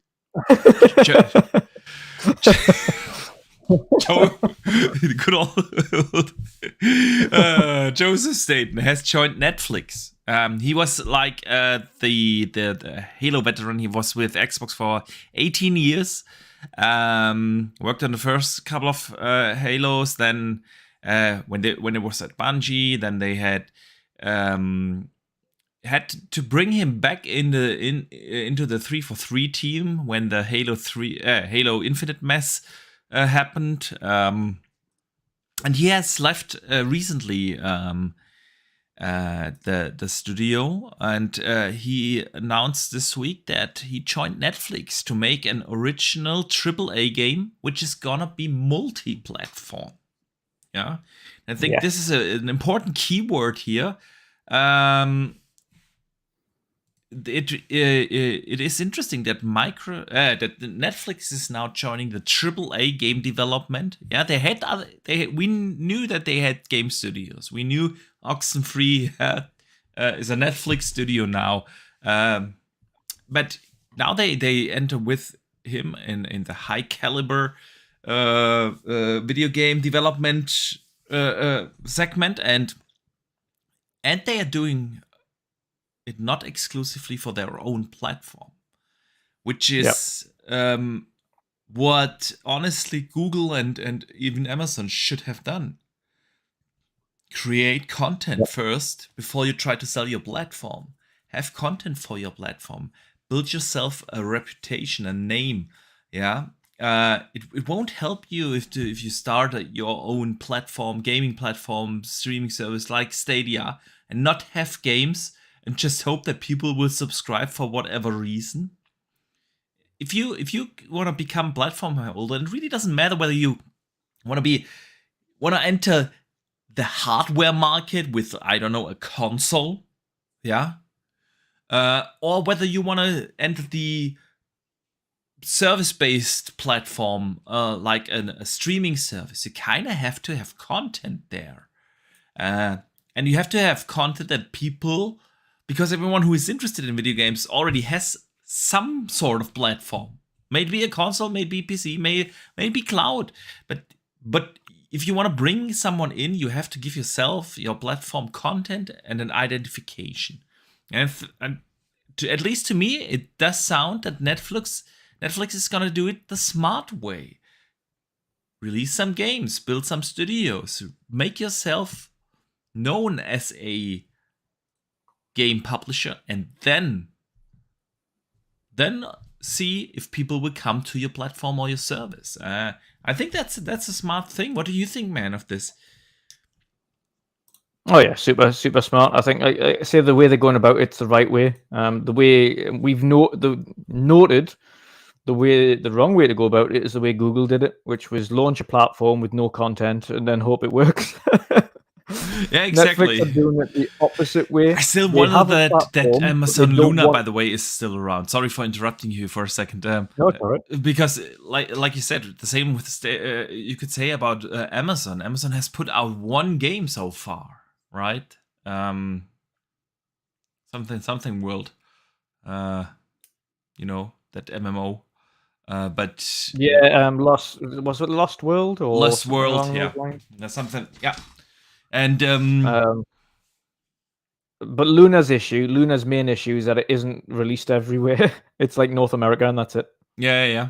But it apparently now comes to Germany and 2 or 3 other European countries. But I agree, man. I agree. Luna on .co.uk. Yeah, you can get Luna in the UK now, apparently. Yeah.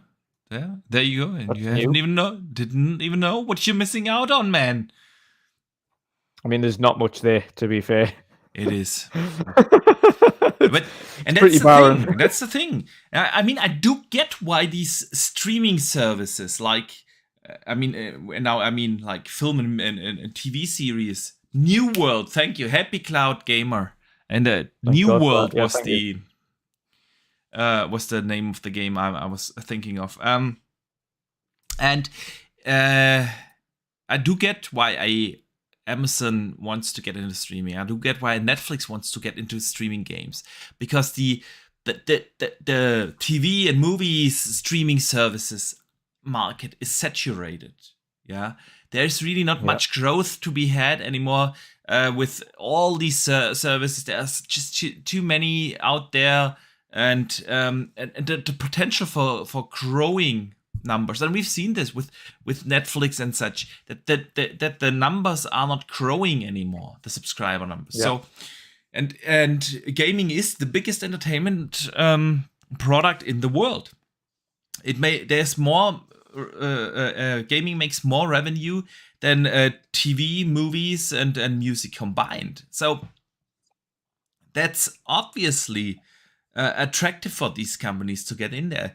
And I don't want to praise Netflix here right now, but I think it's good that they start developing AAA games, and not solely for their platform, which is irrelevant right now in the gaming market. But to me, that sounds like to try to make name of themselves. So, and with Joseph Staten, they have a big name there.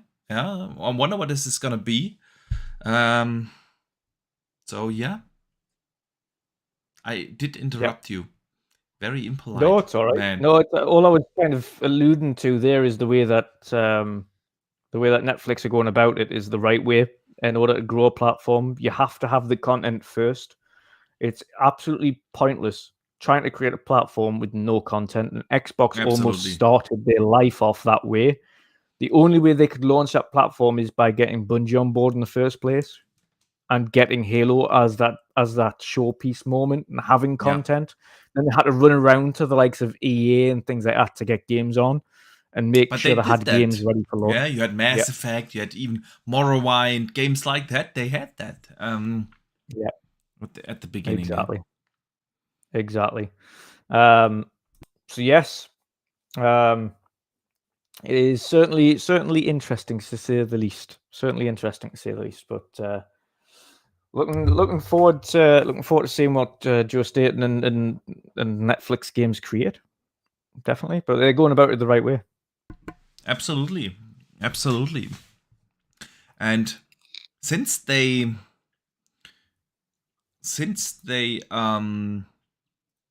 have now moved on, or Joseph Staten has moved on, there's of course the question what's happening with Halo over there, because Joe wasn't the only one who left. Frank O'Connor also left 343, or Microsoft in total. He was the Halo franchise director.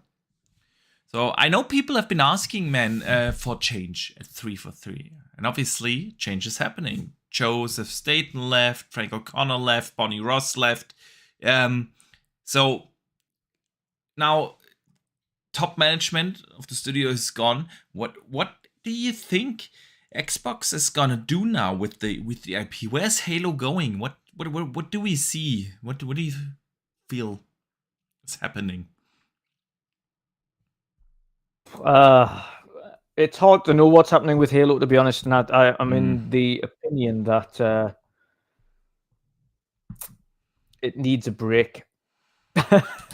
It's what the coalition have done themselves is what Halo needs to do. The coalition chose to go on to a mini hiatus for Gears.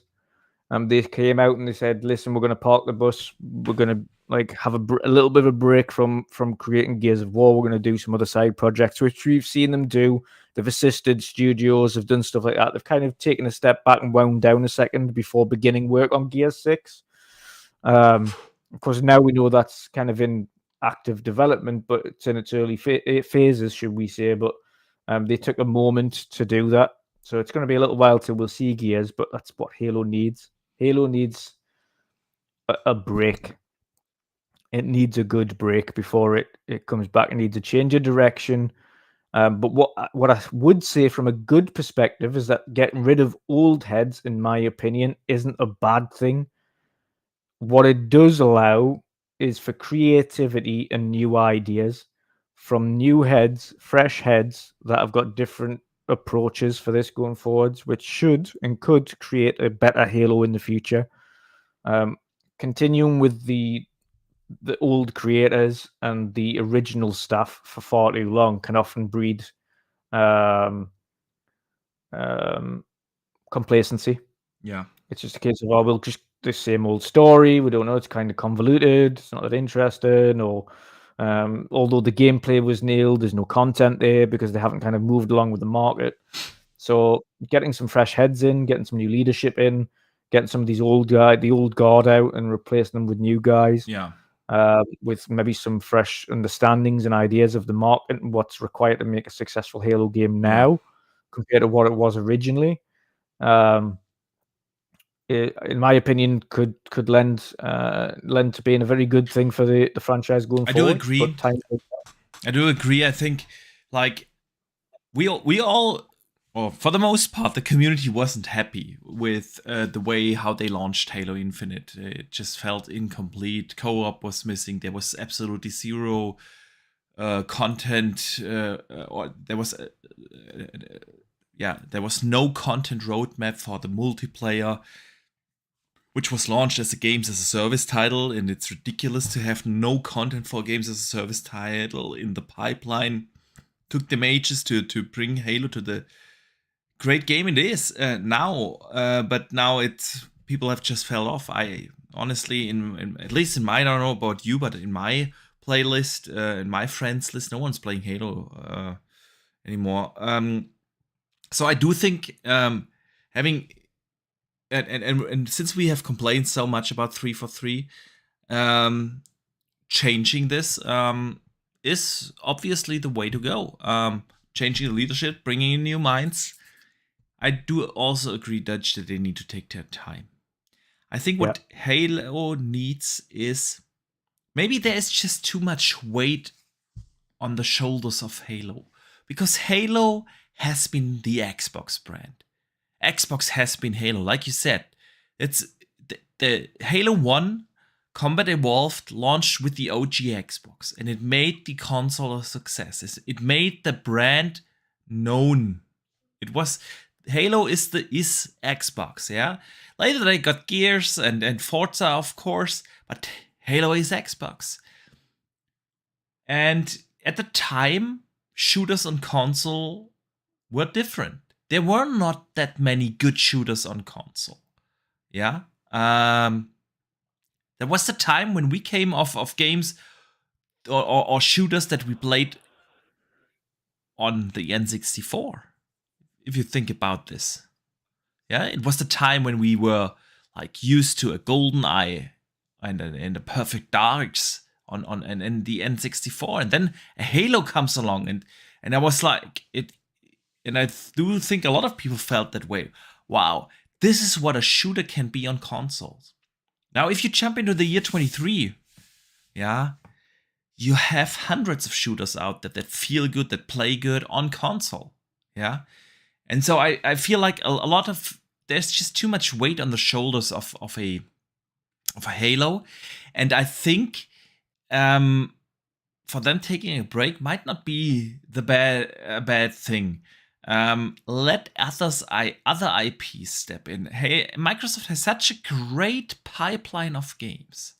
Let the Fables come in, and let the Starfields come in, and the Avoweds, and the Hellblades, and all these games. And if you want a shooter, Call of Duty is gonna be an Xbox one. We're gonna get new Gears if you want traditional Halo Xbox IPs. Yeah, we have Doom and Wolfenstein, and then the rumored Quake reboot. There are enough shooters on the platform. It doesn't have to be Halo. Let others IPs take a little bit off of the weight that is on the shoulders of Halo in terms of carrying the Xbox brand.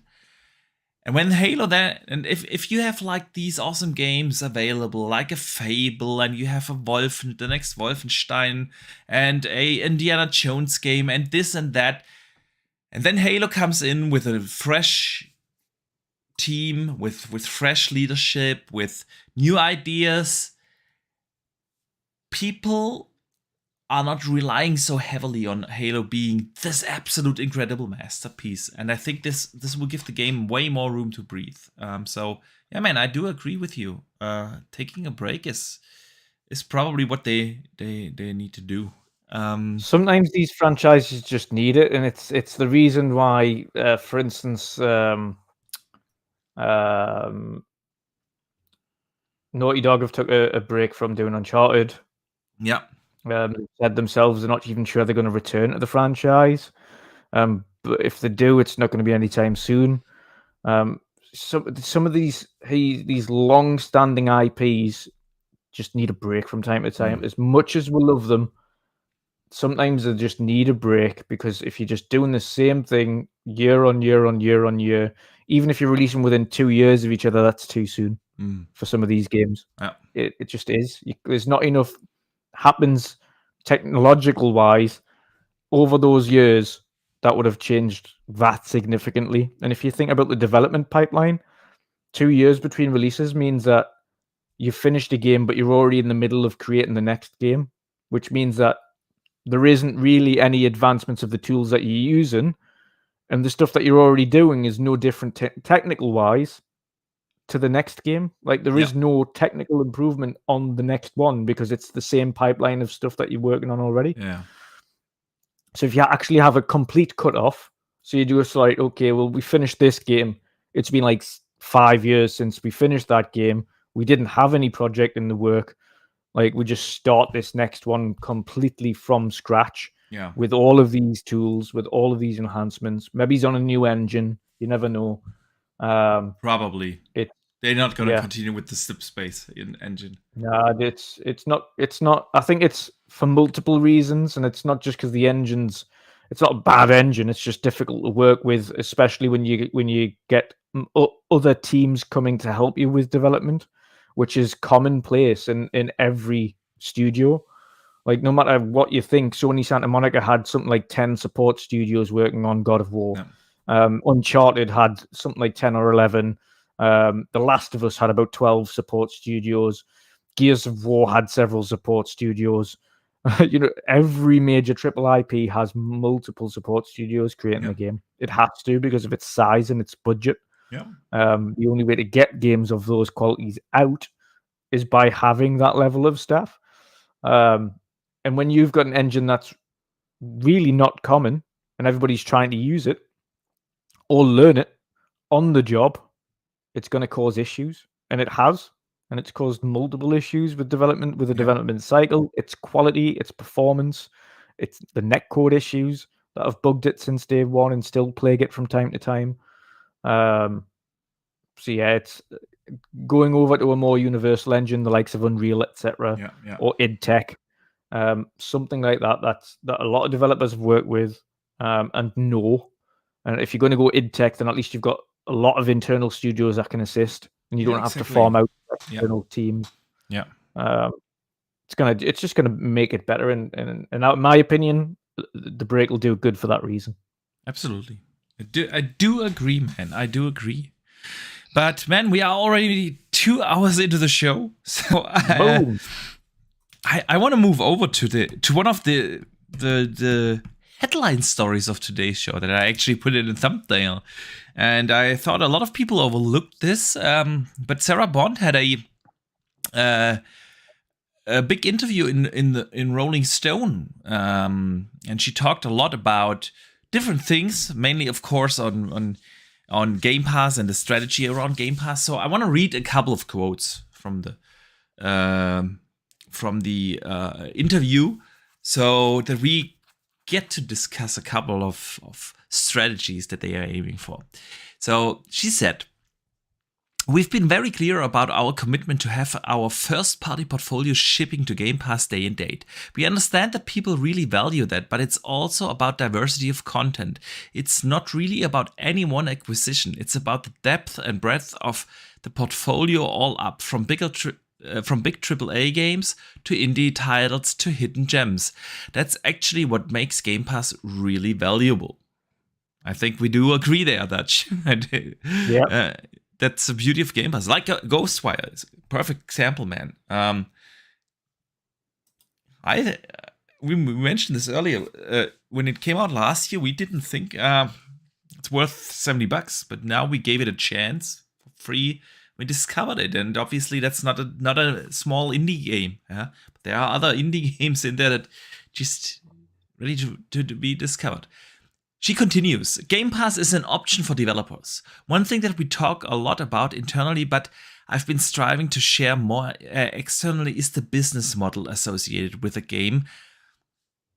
Has an endemic link to the nature of the gameplay. We invest a lot of time in how we introduce more business model diversity, how we create more options. We talk a lot about Game Pass because subscription is the latest option that we scaled. You have pay to play, then there was free to play, and then we introduced Game Pass." I mean, I do agree. Game Pass was like an interruption in the gaming space. Yeah. And then she continues, we've talked about how we are experimenting with other models. Like, what does it mean for advertising in games? Which is more prevalent in mobile? Are there models of that work well on in PC and console? Are there other models where you might have timed slices of games and stuff like that? Providing creators with options and choices enables them to experiment and do what they like and actually create more immersive and creative experiences without having to fit into a mold. So before we get to something else she said on the interview, what do you make of these statements to Gamepass? I mean, obviously, yes, Gamepass is great for discovery. Lots of diversity in there, no doubt. What do we think about this monetization model and them thinking about doing advertisement in games, which is what she said. She also says like having like episodic content coming to Gamepass. You worried about that? You think that's a good option? What do you make of this, man? Obviously, I don't want advertising in any video game that isn't game related. If, for instance, you've got like a little advertisement on the front of the game that advertises the DLC for that game, okay, that's understandable, fine. But I don't want to see like an advert for like Mars Bar whilst turning on a video game, or an advert for Coca-Cola, or oh yeah, like, man, oh yeah, not what I want to see, or a pair of sneakers or something like that. Like it's irrelevant to the conversation. It's irrelevant to what I'm doing. So if the advertisement is suitable for the game or suitable for what it is that you're doing, that and it makes sense to do that, then fine. But it has to make sense. If it's just generic advertising that has literally no relation to what you're doing on the screen, then what's the point? If, however, she means more, some of these games will have advertising in the background, like there's billboards in the background in the cityscape or something like that, and those billboards have actual advertisements on, then fine. If it's literally part of the game world and you've actually got the rights to get Coca-Cola in the video game, which is free advertising for them. So, for instance, if you've got a billboard and it's got an ad for Coca-Cola on that billboard, or Monster Energy or whatever it is, and they've paid to advertise within your video game, yeah, then fine. All that does really is make that video game world a little bit more realistic, because it's real products, not like Space Cola or something like that, which is like a knockoff brand that they have to use to dodge that stuff. Essentially, why GTA don't have to pay monetization for all of these cars that they keep putting in is because they just give them fancy new names, even though they are cars we recognize. They're like, oh no, that's definitely an Aston Martin, but they've just changed the name and it's not Aston Martin in their game, and they haven't got the Aston Martin badge, but it's a knockoff version of it. Yeah, like GTA have mastered that. If, however, GTA could gain money from putting advertisement in and having official cars in, and having official billboards in the game with actual products, not fake products, I can see more developers doing that, because it generates revenue for them from having in-game advertising. If they simply mean just putting advertising on menus, then definitely not. Definitely not. Keep that stuff away. If it's within a game, like we saw with Quantum Break, I think it was Toyota or something like that. Which car brand was it? Yeah, I think it was Toyota, wasn't it? It was everywhere. Every car was a Toyota. Yeah. It was all. It was like, this is really weird. Everyone drives a Toyota. Yeah, absolutely, man.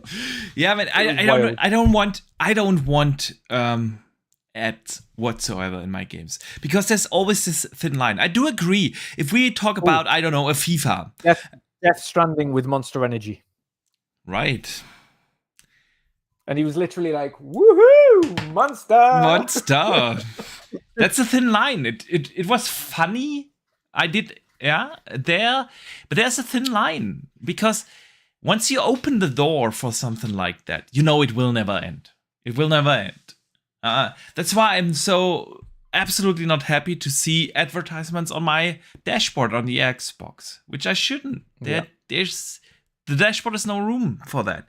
And the same thing is that the billboards in GTA, they are not the room for real life advertisement. I pay full price for a game. I do not want advertisements in there, because once you open that door, you know that these publishers, the developers, whatever, are gonna flood us with a lot of stuff that we do not want in our games. So I do hope that this is not gonna happen. But there was something else in the interview that she said about this. It is about episodic content, and I want to get your thoughts on that particularly. But first, I need to shout out Tronty J, who sends in a $10 super chat. Man, thank you first and foremost for the generous support, man. And it's been a while, buddy, that we've seen you here. So awesome to see you back, man.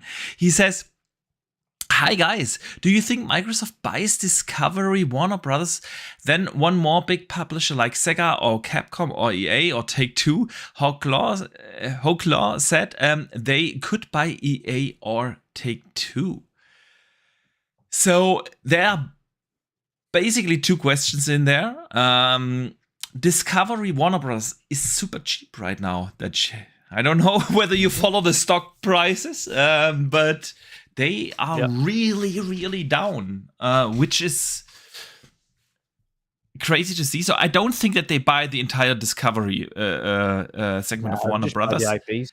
They're gonna, if so, they're gonna buy studios and probably IPs. Exactly. So, and Warner Brothers, the rumors have been up for so long that they are for sale and so on, and so far nothing has happened. This is the similar thing with like the likes of Ubisoft.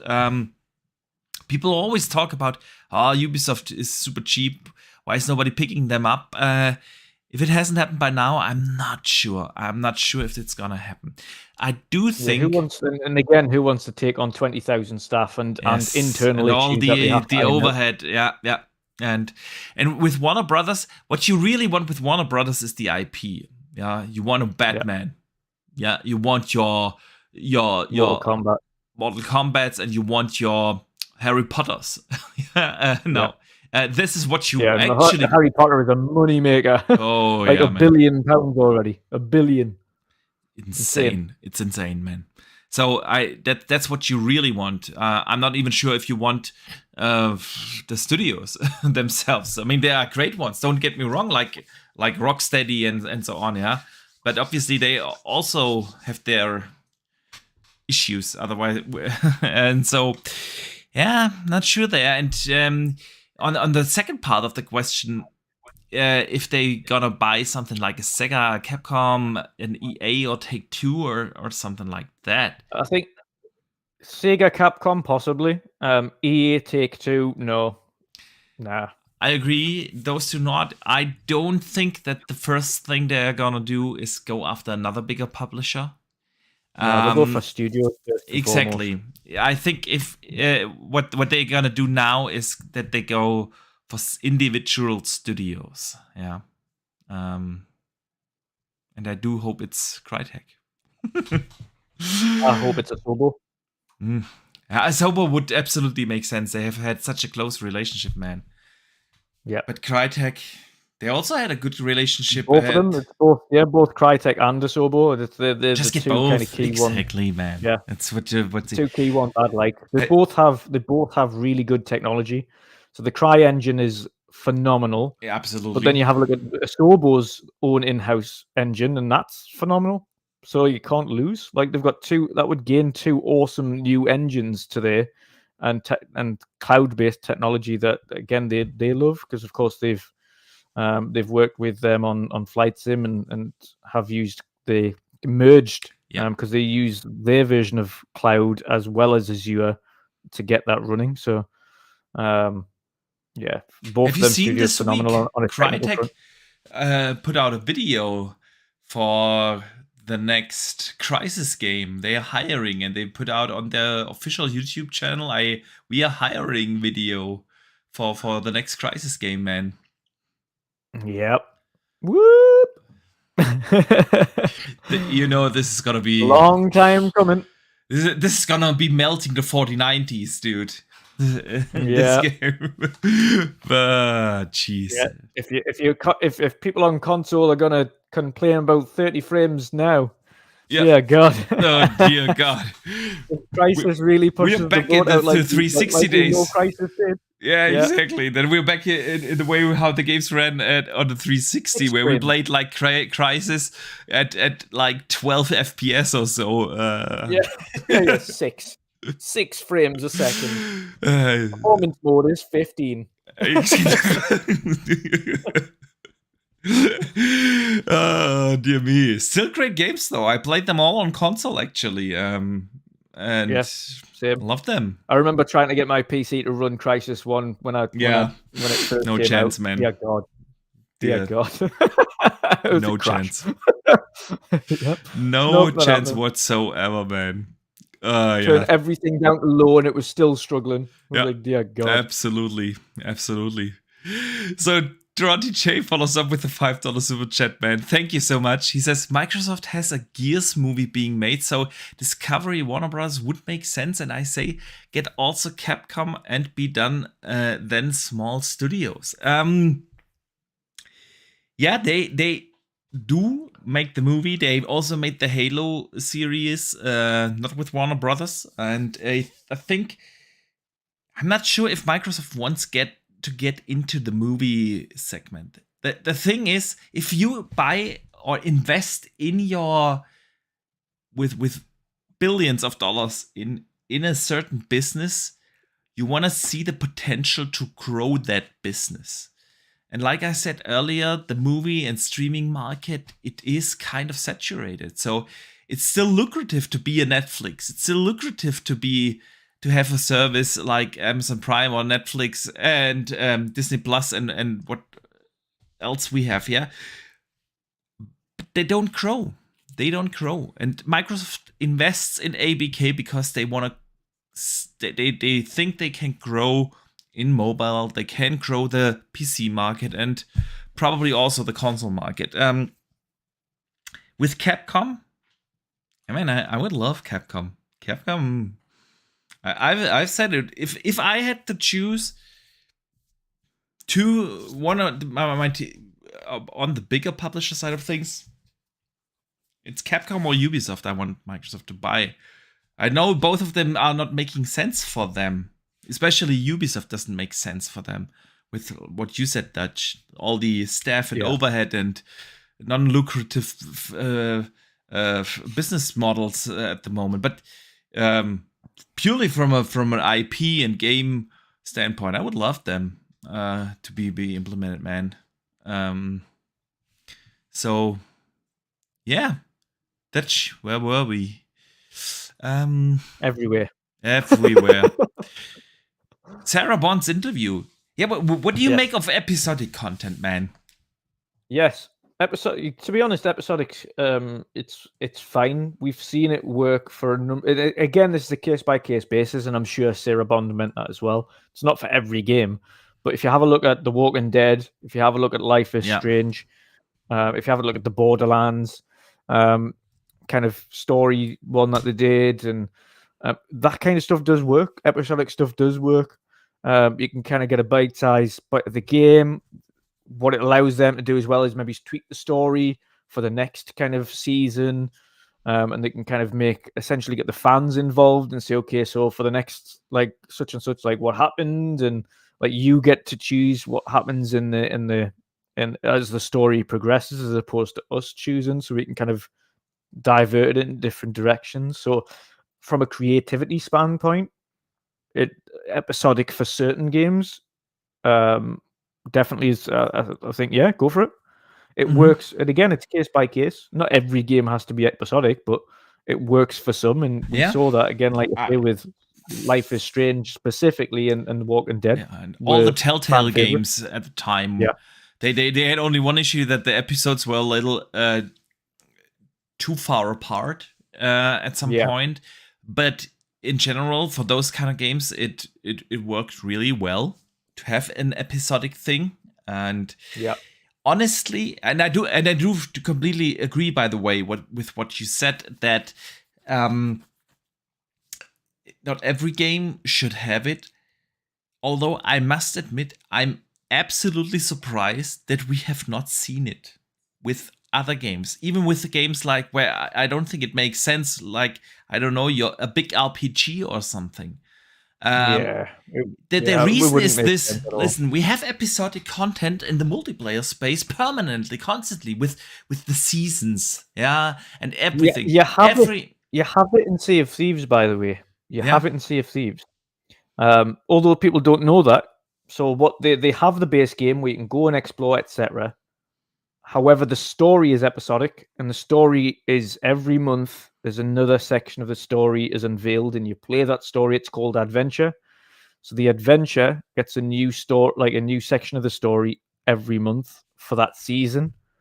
And then at the end of it, depending on what the fans choose, whether to side with the good or the bad character, changes what direction the entire world goes, and then they build the world around that. So it could be that they end up with an entirely different event than what they would have done if they chose the opposite direction. So it's really inventive the way they've done it. And I think with RPGs, for instance, if it's like more of an MMO side of things, that's the route it would have to go down, where you have the set game and you've got all this content, but on the story front, they could have separate kind of adventure things, or like a separate story that's along the side that's episodic along that as well. Yeah. Where it's like every month you get another story that kind of unfolds and it progresses alongside that. Mr. Ordinary in the chat says Destiny 2 is episodic. Yeah, true. It's what I meant. A lot of multiplayer games have it. The live service games are basically all episodic if you think about it. Yeah. So I'm genuinely surprised that we have not seen it happen more often, that developers or publishers want to transfer over that live service games onto a model, the episodic model, onto single player games, because it can really do wonders for the longevity of your game. If you have your single player game, and that's what a lot of the Sony IPs suffer from. Yeah, they are one and done. Yeah, you play them, bam, everyone is excited for 2 weeks, then everyone has finished it, and we move on. Just happened with Resident Evil 4. Fantastic. Everyone was playing it. Everyone finished the game at around 15 to 20 hours, depending on the difficulty you played on. Yeah, and then bam, we move on. If you do these kind of games in an episodic way, you can stretch out the longevity of your game significantly more. And I wonder, I'm not saying I want that. I'm really not. I want my games from start to finish, but I wonder why we have not seen it, because obviously developers or publishers have to think about, or did think about this. Why not slice an Assassin's Creed game into, let's say, 5 episodes and release them one episode a month? Yeah, and suddenly you have the longevity of your game, yeah, and basically bring the live service model to single player games. I'm glad it didn't happen, but I wonder why. And when Sarah Bond talked about this, that this is something, that episodic content is something they are investigating, I wonder if and when and why we will see it, and especially in which games, because I do agree, Dutch, with what you said. It doesn't fit to every game. It does not fit to every game. The Telltale type of game obviously works great for that. But I don't want a Hellblade to be episodic, man. I don't want that. No. But, nope. Yeah. Definitely not. Absolutely, man. Absolutely. So, what else did Sarah Bond talk about? She also talked a lot about AI in game development, and it's a lengthy interview, so I'm not going to read out the entire thing now. But basically, what she said is that she definitely believes that the advent of AI could massively democratize game development. Yeah, it brings the possibility to develop games into significantly bigger or larger audiences. So what she tried to tell is, we've seen it with the likes of an Unreal or a Unity. These engines have become so easy to use that you can create games without necessarily have to know how to code. Yeah. And now with AI, you can also do a lot of other things. You can write stories, can write content, you can generate art and assets and whatnot. And this will help even further the developers to create games that might not have access to or have the skill to create their own art style. Yeah, or to code certain things, or to write hundreds and thousands of lines of dialogue or whatnot. Yeah. So that, do you think this is a step going forward, or do you want still to have your games handcrafted? Where do you stand on this, man? Absolutely handcrafted. It's AI is going to have its benefits, but absolutely 100% want these games handcrafted. It's the emotion and the love that's put into it by these people that is what makes these stories so endearing. And having that created by AI can take away some of the sincerity behind the story, in my opinion, or the stories created. Now, of course, I don't necessarily think that, and it's going to be kind of not so much a win for studios, but again, in terms of creativity, AI art generation, etc., is going to be causing some friction as well, because you can generate pretty much anything you can possibly imagine on AI generator. What it can't generate, however, is should we say, brand new ideas. All it can do as it stands is take inspiration from other things to create something that is a mixture of other things, not something brand new. For instance, you can ask it to do like Boxenberger dressed as a samurai warrior, and it could create that. You know, I know exactly what Desi Baby in the chat is trying to think of right now. He wants to see Boxenberger as a pineapple pizza delivery guy. No, he's gonna get AI to generate you eating pineapple on pizza. Fake news, guys, if you see that. Yeah, not gonna happen. It's not real, guys. It's not real. I did not eat this pizza. But no, I of course, and again, it's going to be really hard for, and I hope a lot of these big studios don't revert to using AI for the art side of things, because I think it's going to take a lot of jobs are going to be in jeopardy if they go down that route. Yeah, I think it's inevitable, especially if you think about your Ubisofts and whatnot. These massive. I think this is the issue. I think concept artists are going to be the ones most affected. I think when it comes to actually like the in-game artistry, like the actual in-engine stuff that needs handcrafted, AI couldn't do that, because there's a lot of things that you would need to physically go in and change.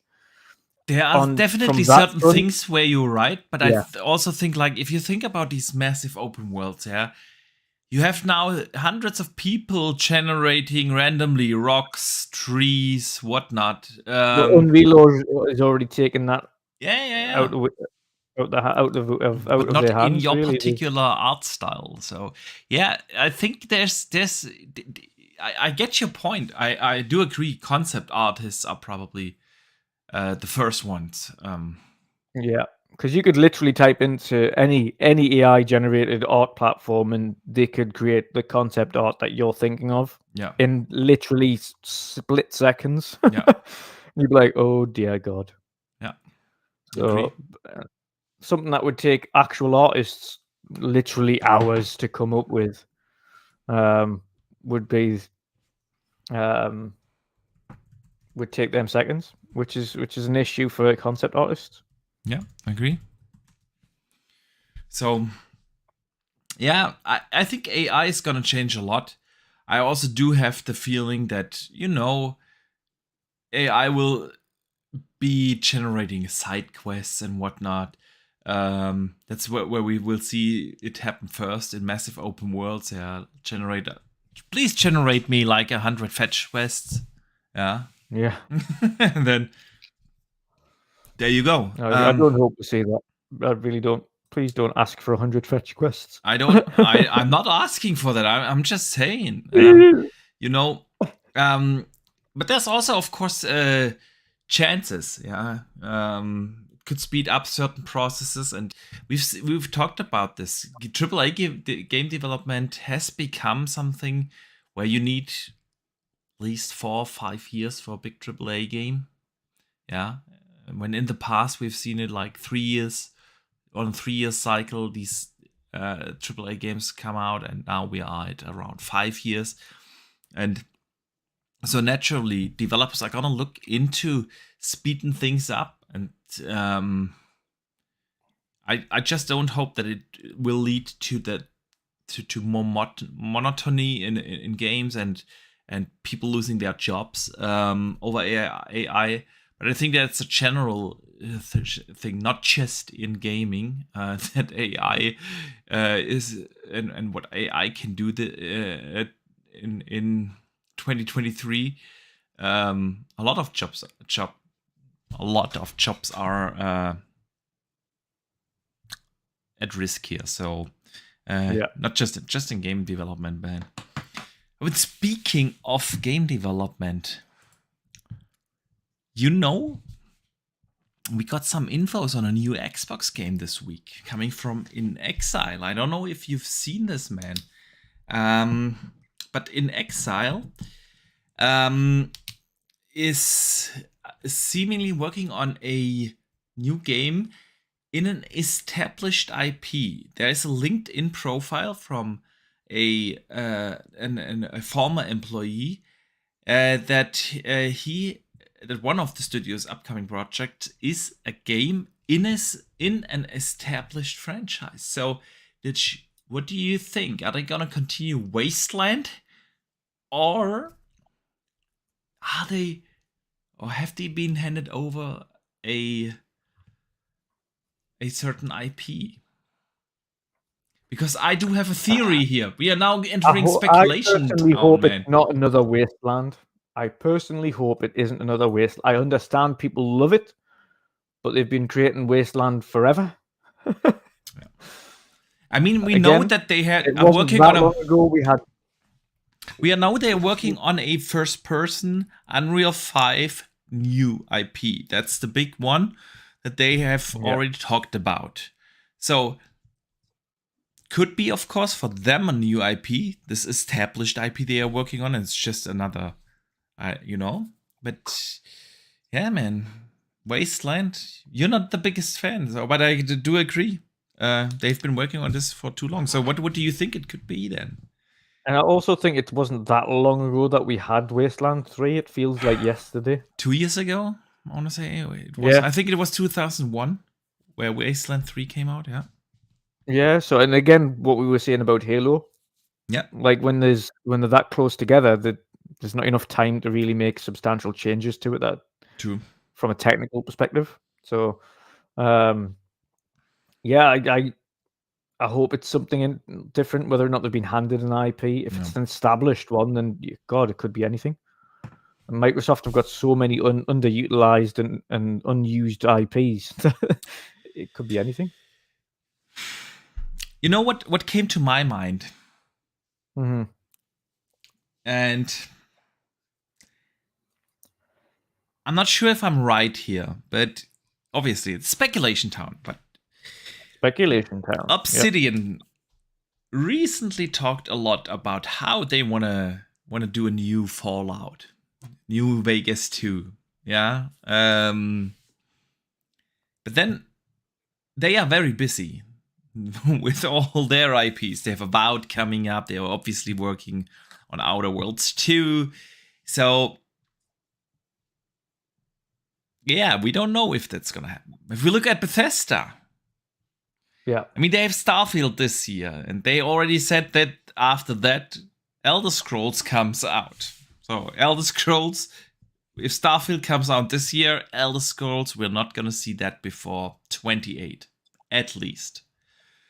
And if they then release another Fallout after that, it's at least another 5 years plus. So we are really talking here realistically on a Fallout 5 in the year 33 plus.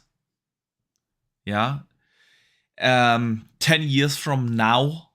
And Fallout 4 is what now? Already 6 years old? So we haven't had a Fallout game then in like 15, 16 years. So I think that's too long to not touch the IP. So what if inXile? They love to make RPGs. They love to tell good stories and have deep customization and deep RPG mechanics. And they're not...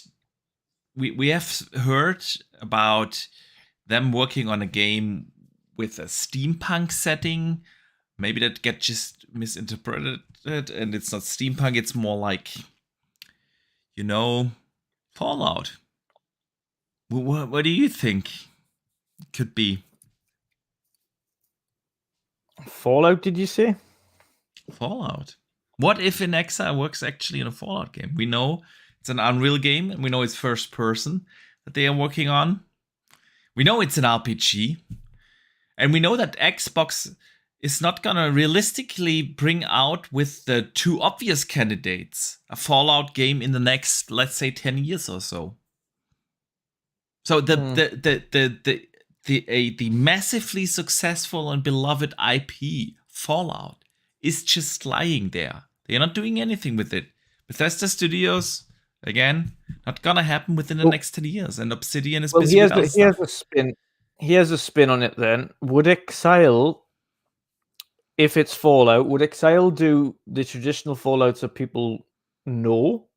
Probably not. Or for those who have played the original Fallouts, would yes, they 1 and 2. The top-down versions, which Fallout was originally. The isometric ones. Yes.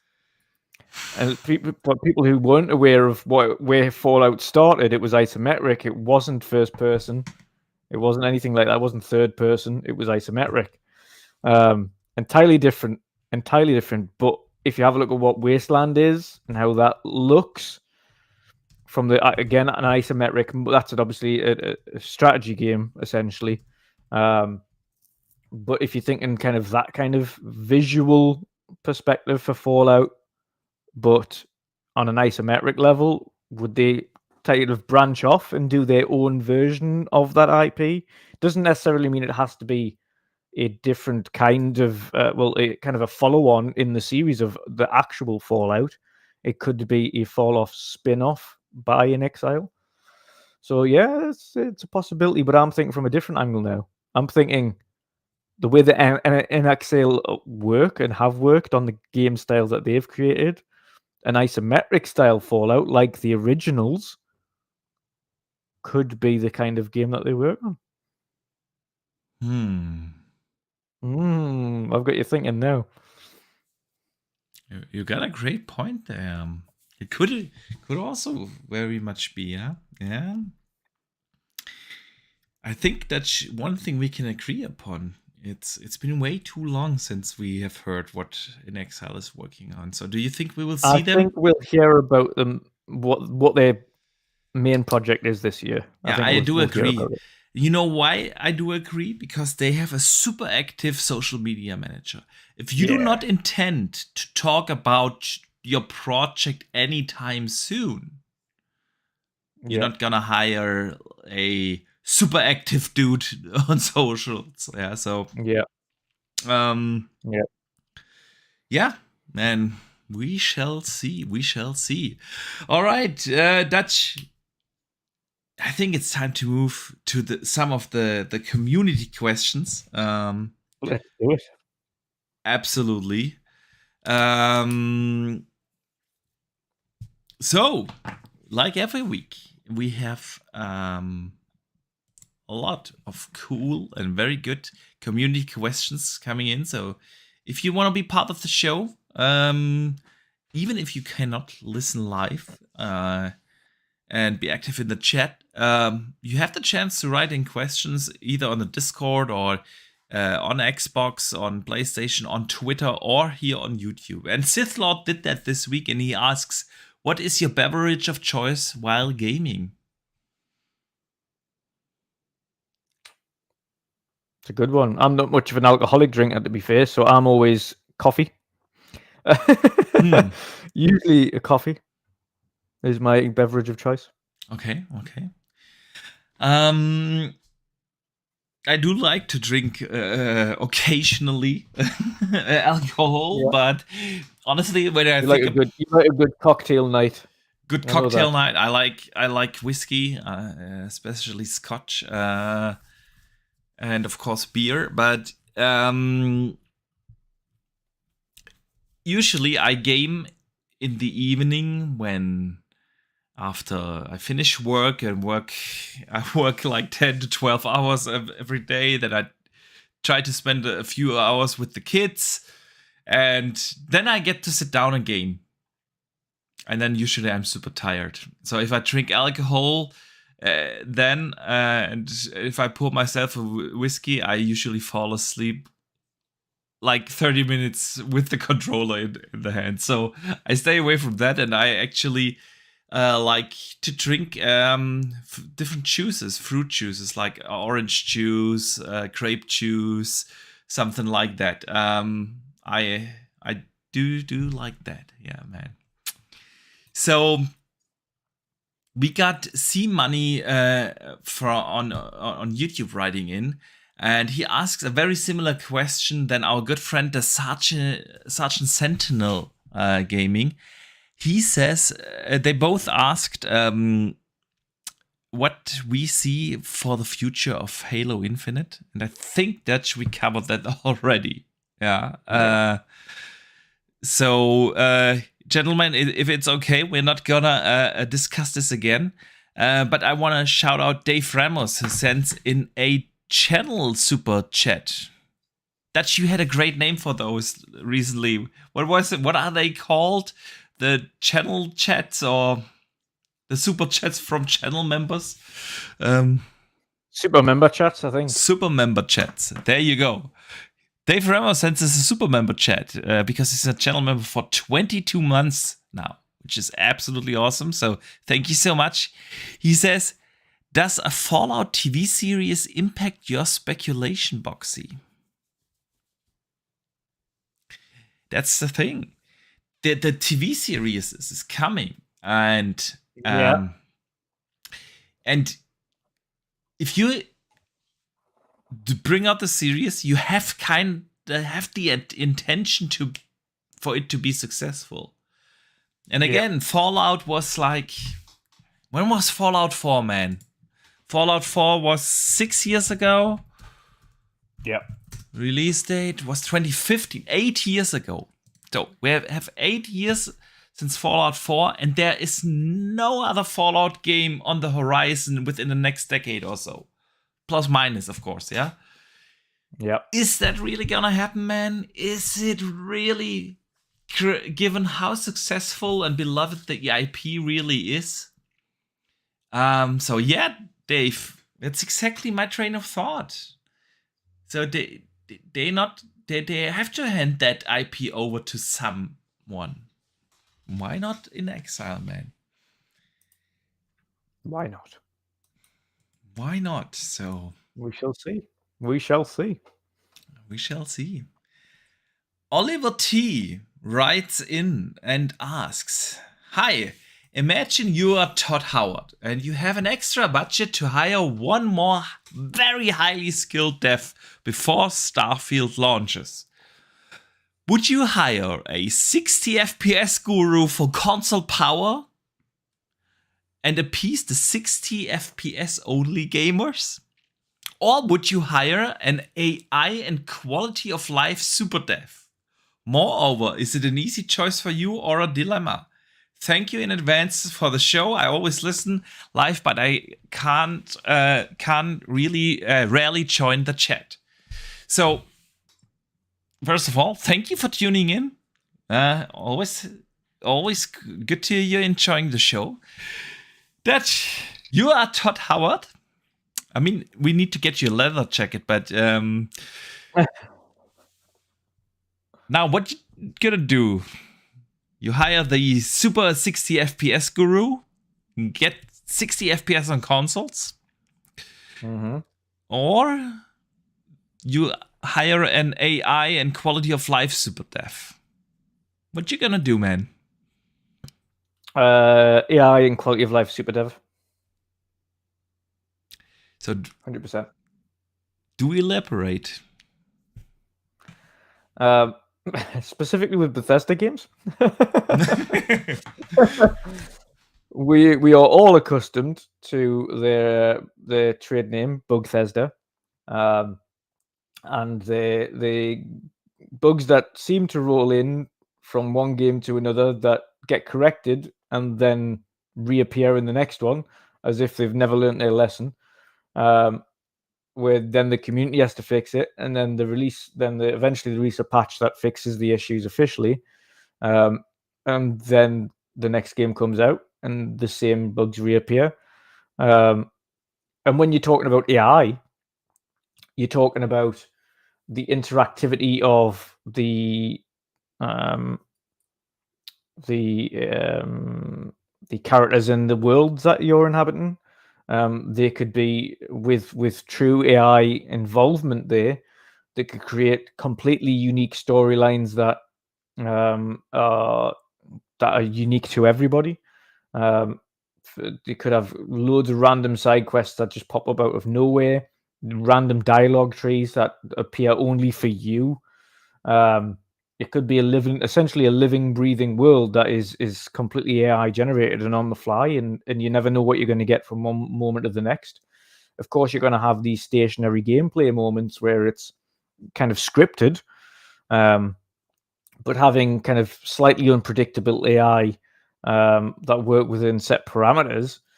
So, for instance, you're not allowed to do X, Y, or Z, but otherwise you're good to go with whatever kind of conversation aspects you want to have, or create kind of certain behaviors for characters, things like that, and let the AI do the talking on that front. They can create a much more realistic and flowing and fluid environment for AIs to kind of interact with you within that universe. So I think that's a lot more of an interesting take than focusing just on frames per second.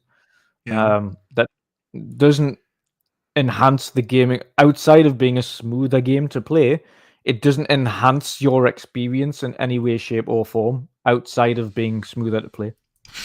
There's nothing additional it brings to the world. I'm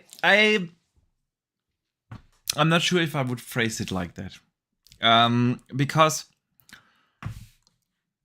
Honestly, for me, it would be a dilemma. If I had to choose in between the two, it would be a dilemma, because there are two sides of this. What kind of quality of life improvements are we talking about? Honestly, I can rather live with a few bugs than with 30 FPS. Because the few bugs happen occasionally. Some of them are even funny, especially if you think about some of the bugs we had in Skyrim or so, yeah. But I do play the game for hundreds of hours, and of course I want the game to feel good, and it just feels better to play 60. It's just a fact. And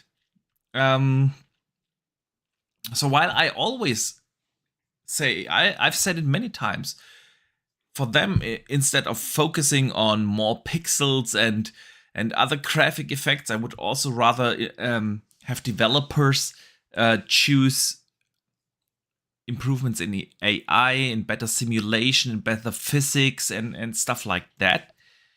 I think 60 FPS for an interactive medium like video games in the year 23 should be just the standard. And I know people are sick and tired of 30 FPS, 60 FPS talk, but if I had to choose, I would definitely prioritize a 60 FPS mode, would I sacrifice everything for it? No, of course not. Huh? The rest of the game is crap? Of course not. But playing a 100-hour game at 30 FPS instead of 60, man.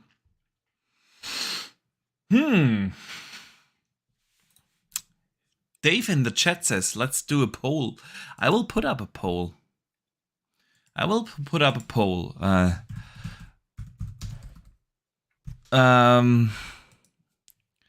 In the chat, and I definitely want to hear from everyone in the chat.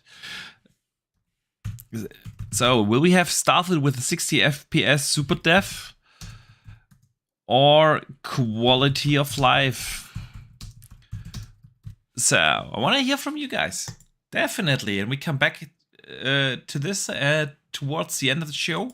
And we're gonna skip to a question from Automagical Engineering. He asks, the most important question ever, on which platform will you all play the Game of the Year 2023 Company of Heroes 3, the console edition?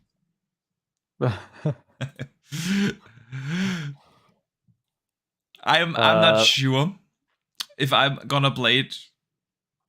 Period. Yeah, I would. Honestly, if I just look at my schedule and what I want to play,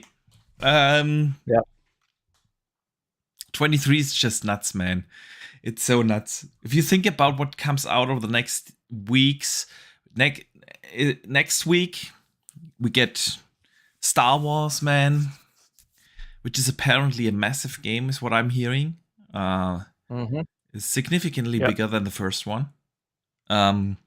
In terms of size as well as skill, it is 140 gig on Jesus, 144 gigs on the Series X. On PC. Yeah. Oh no, 155 on 147 on PlayStation 5, 140 on Series X, 44 or something on Series S. Series S, yes. And 155 on PC. It's insane. At around 140, 150 gigs is what, Call of Duty has, man. Yeah. With all its multiplayer maps and everything. So, yeah, the game is massive. And it will also have performance mode. And a little birdie told me it's significantly larger. Yeah, I can imagine. So, then the first one. So, yeah, we're getting that. And then, of course, Redfall. Then a few weeks later, Zelda. Then we have Diablo. Man, the next months are going to be crazy. Absolutely crazy. So, I do hope you enjoy Company of Heroes 3. But I'm not sure if I got the time to play it this year. Then September with Starfield, dude. So,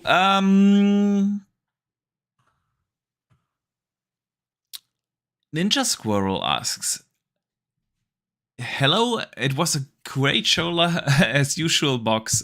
Likelihood of World of Warcraft hitting Series X after the ABK merger? And is it coming to Game Pass? What was this? Which game, sorry? World of Warcraft. Wow. Oh, God. It's PC, maybe in PC the future. Game Pass? You think? No, console. Like I can't see console. There's too many things to do on. You can't do it on controller. There's too many things to do on. Although there is apparently already a controller support. There is. Yeah. I don't know how good that is, but I can't imagine trying to play a game like that.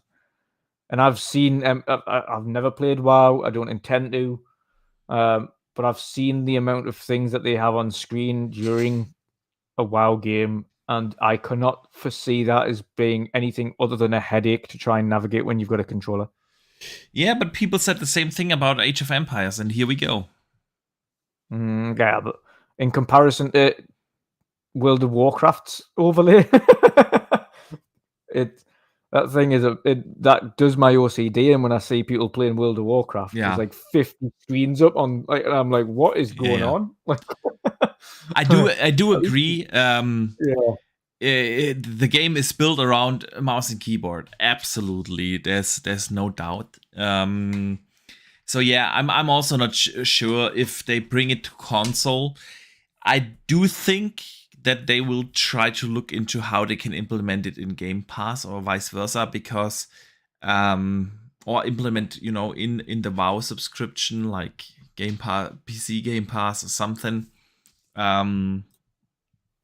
So it's a massive IP still. They're gonna do something with it. So Syed Daiwa Hussein writes in and says, here's a topic suggestion. Why do jalapenos and pineapple on pizza taste so good together? I said I'm not gonna comment this on my show, so we're moving on. The flying jalapenos. Absolutely love jalapenos, but absolutely, don't bring pineapple. I love pineapple as well, man. Yeah, my jalapenos.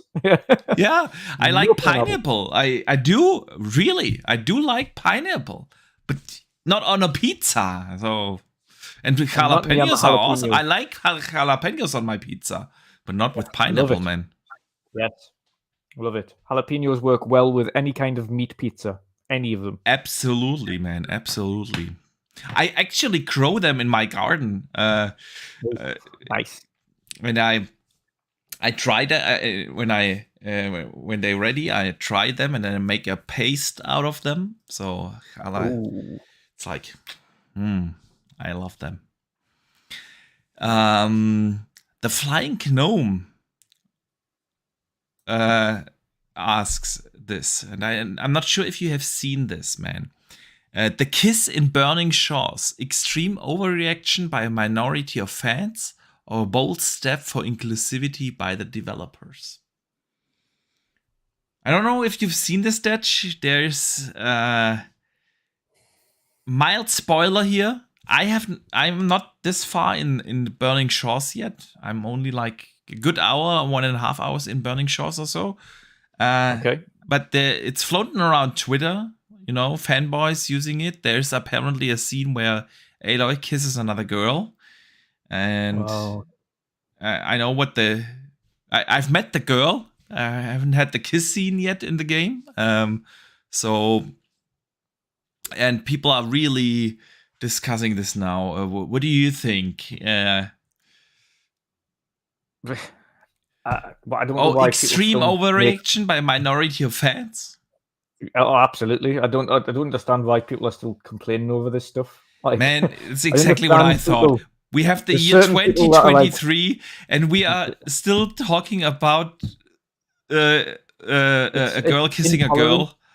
Yeah, it's just intolerance. It's what it is. It's when specifically like uber religious people, and again, I've got no problems with people who are religious, but same for any religion and any belief, don't force it on others. Yes. And it's not you don't like, if you don't like something, that's fine. You don't have to agree with it. However, you don't have to force everybody else to disagree with it either. You can have your opinions. You can disagree with certain things that you don't like, whether that's LGBTQ, etc. If you can't tolerate it, that's fine. But you don't treat the people that are within that thing as kind of outcasts. You don't treat them any differently than you would to a normal person. They are just people at the end of the day. Whether or not you believe or agree with their lifestyle choices is nothing. And getting outraged over video game characters who happen to be within LGBTQ is just insane. There's surely better things to do with your time than complain about stuff like that. Thanks, man. And far more pressing matters in the world today than complain about a girl kissing a girl, or a boy kissing a boy, or what gender they claim to be. Whatever, just let people be. It's got nothing to do with you. If they want to do that, let them be free. Like, it's their choice, their bodies, their whatever. Like, just be yourself, look after yourself. Don't take your concerns of others upon your shoulders. Concern yourself with yourself, and just be happy. Mm-hmm. Yeah, agree. There's nothing I can add, man.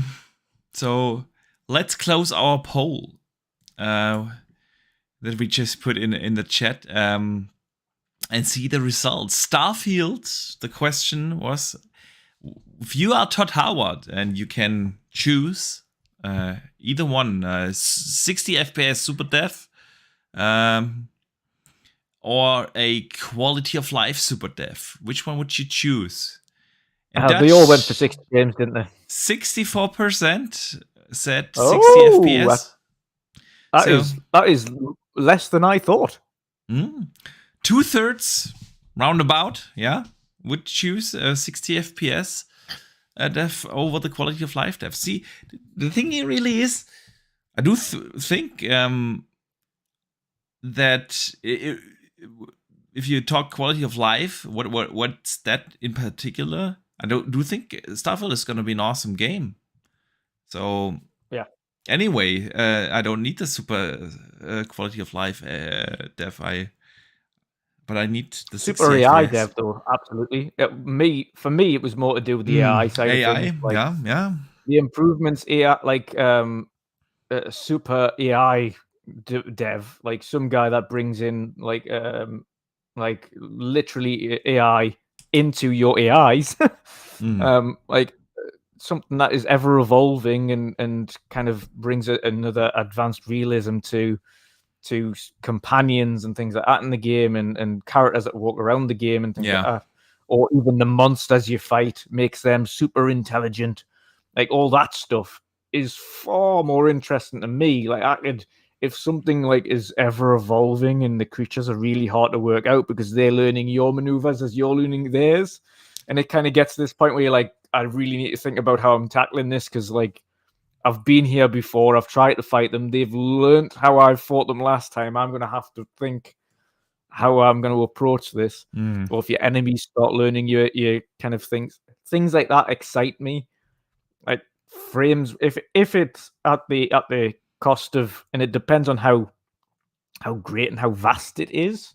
If it's at the cost of 30 frames and it's a super steady, smooth 30 on an action adventure game, I can cope with that. If it isn't, and it's like and I'd rather have, I need the smoothness, I need something that's a little bit more polished to give us the 60 frames so it feels better, then of course you go for that. But I think the advancements on AI and the way it can affect your enemies and the characters that live in the world that you're playing, I think would have a far better effect to the story that you're trying to tell and the worlds that you're trying to create than having 60 frames. Just in my opinion. I think it would just, the evolvement of the medium would be greater suited to that. I know exactly where you're coming from, man. I know exactly, and in general I do agree with you. Yeah. But then at the end of the day, it's still an interactive medium. Yeah, if a game is not a movie, and can we go like middle ground and say like 40 frames with VRR? Yeah, the quality high frame rate mode. Exactly. Yes. That's exactly what we need, man. That's exactly what we need. See, my problem with this usually simply is there is no technical reason not to run the game at 60. Usually. Coming back to this whole stuff, Redfall debacle, the game will run on significantly weaker hardware on PC at 60. And so there is literally no technical reason other than the devs not optimizing their games. And if Starfield is running on PC on a 2070 Ti or something at 60, we know it's not being optimized because that's the more or less the equivalent that you have in your Series X. So that's my issue, yeah. Why? But you could also put the gun to my head and ask me, would you play it at 30 on console? of course I would, man. I cannot wait for Starfield. So Yeah, I know I'm a hypocrite. But it's not, because it's certain types of games. Like, we've played Skyrims and we've played Fallouts at 30 frames in years, and they're good. We love them. Yeah. So it's going to be no different. The issue with Redfall for me is it's a first-person shooter.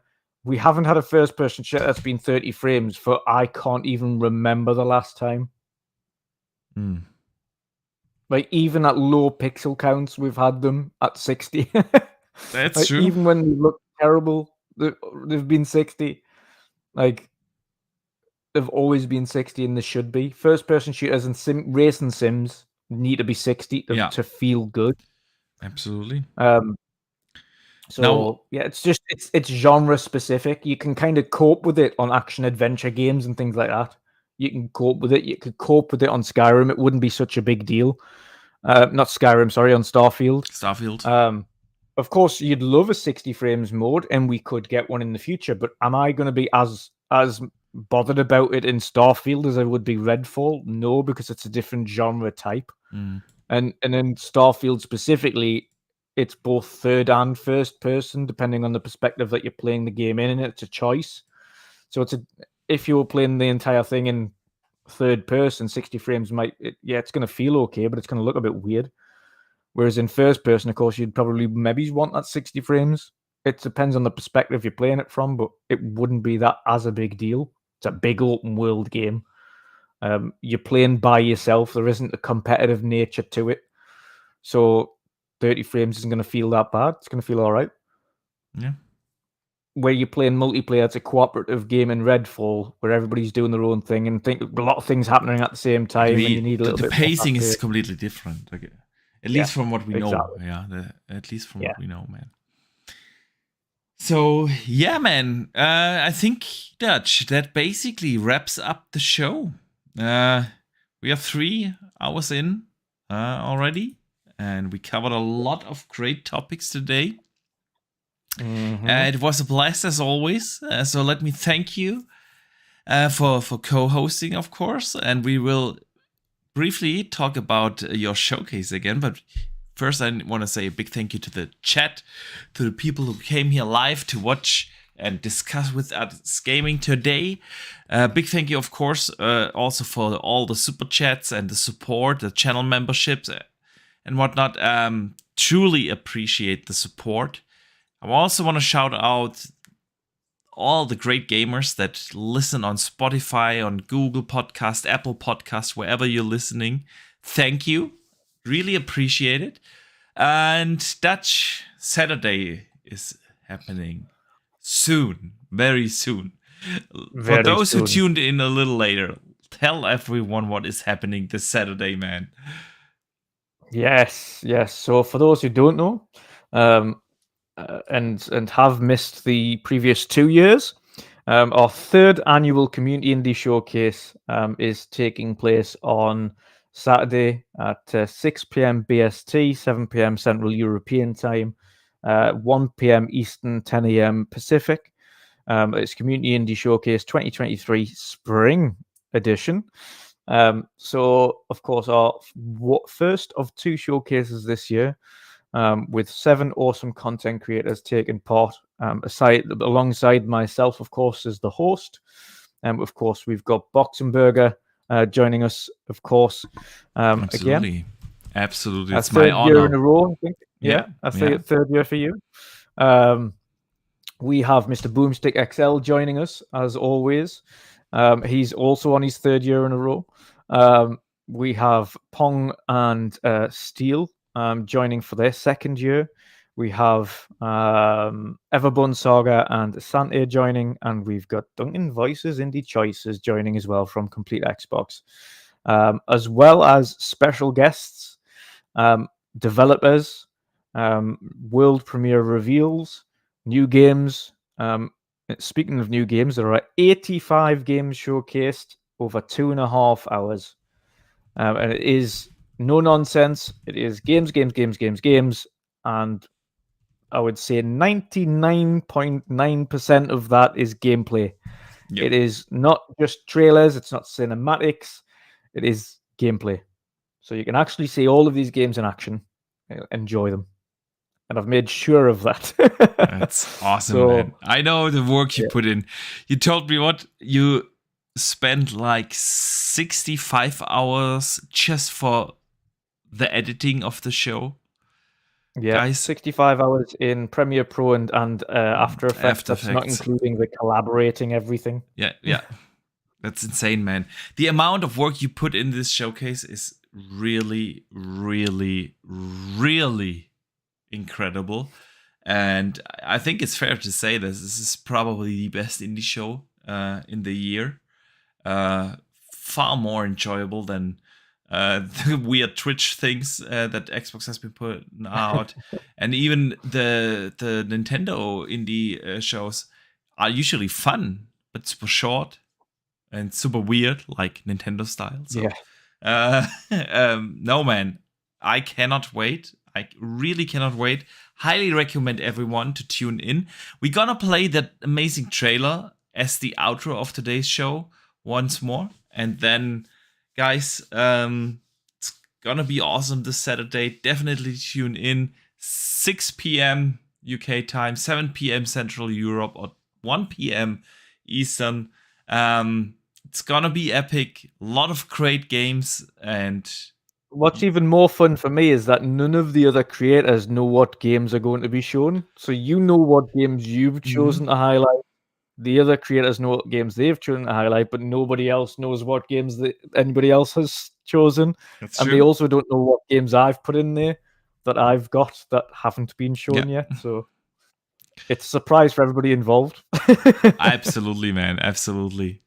No, it's gonna be awesome. So this Saturday, make sure you can click in the description of this show. You will find the link to the showcase already. Set your reminders and make sure to tune in next Saturday. And next week, we will be back with the world of gaming. We will have Gaz as a guest to discuss the result and the outcome of the entire CMA investigation. So you know it's going to be spicy. But other than that, it's been a blast today. Don't forget to game on.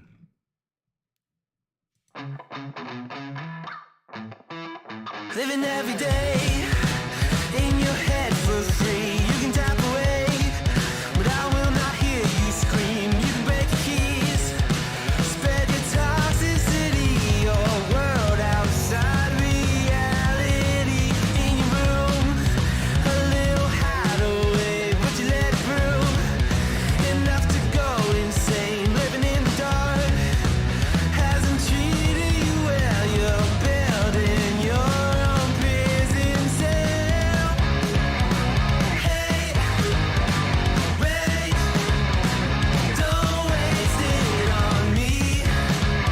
Spite, lies telling you, don't waste it on me. Did I brush you off?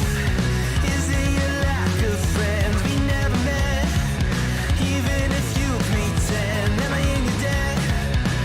I don't know you nothing. Don't say something you'll regret.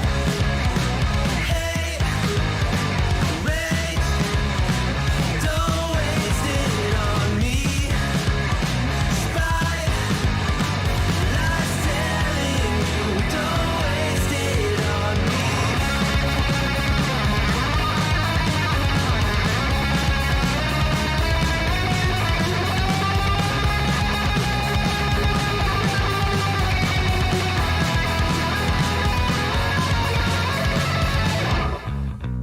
Hate, rage, don't waste it on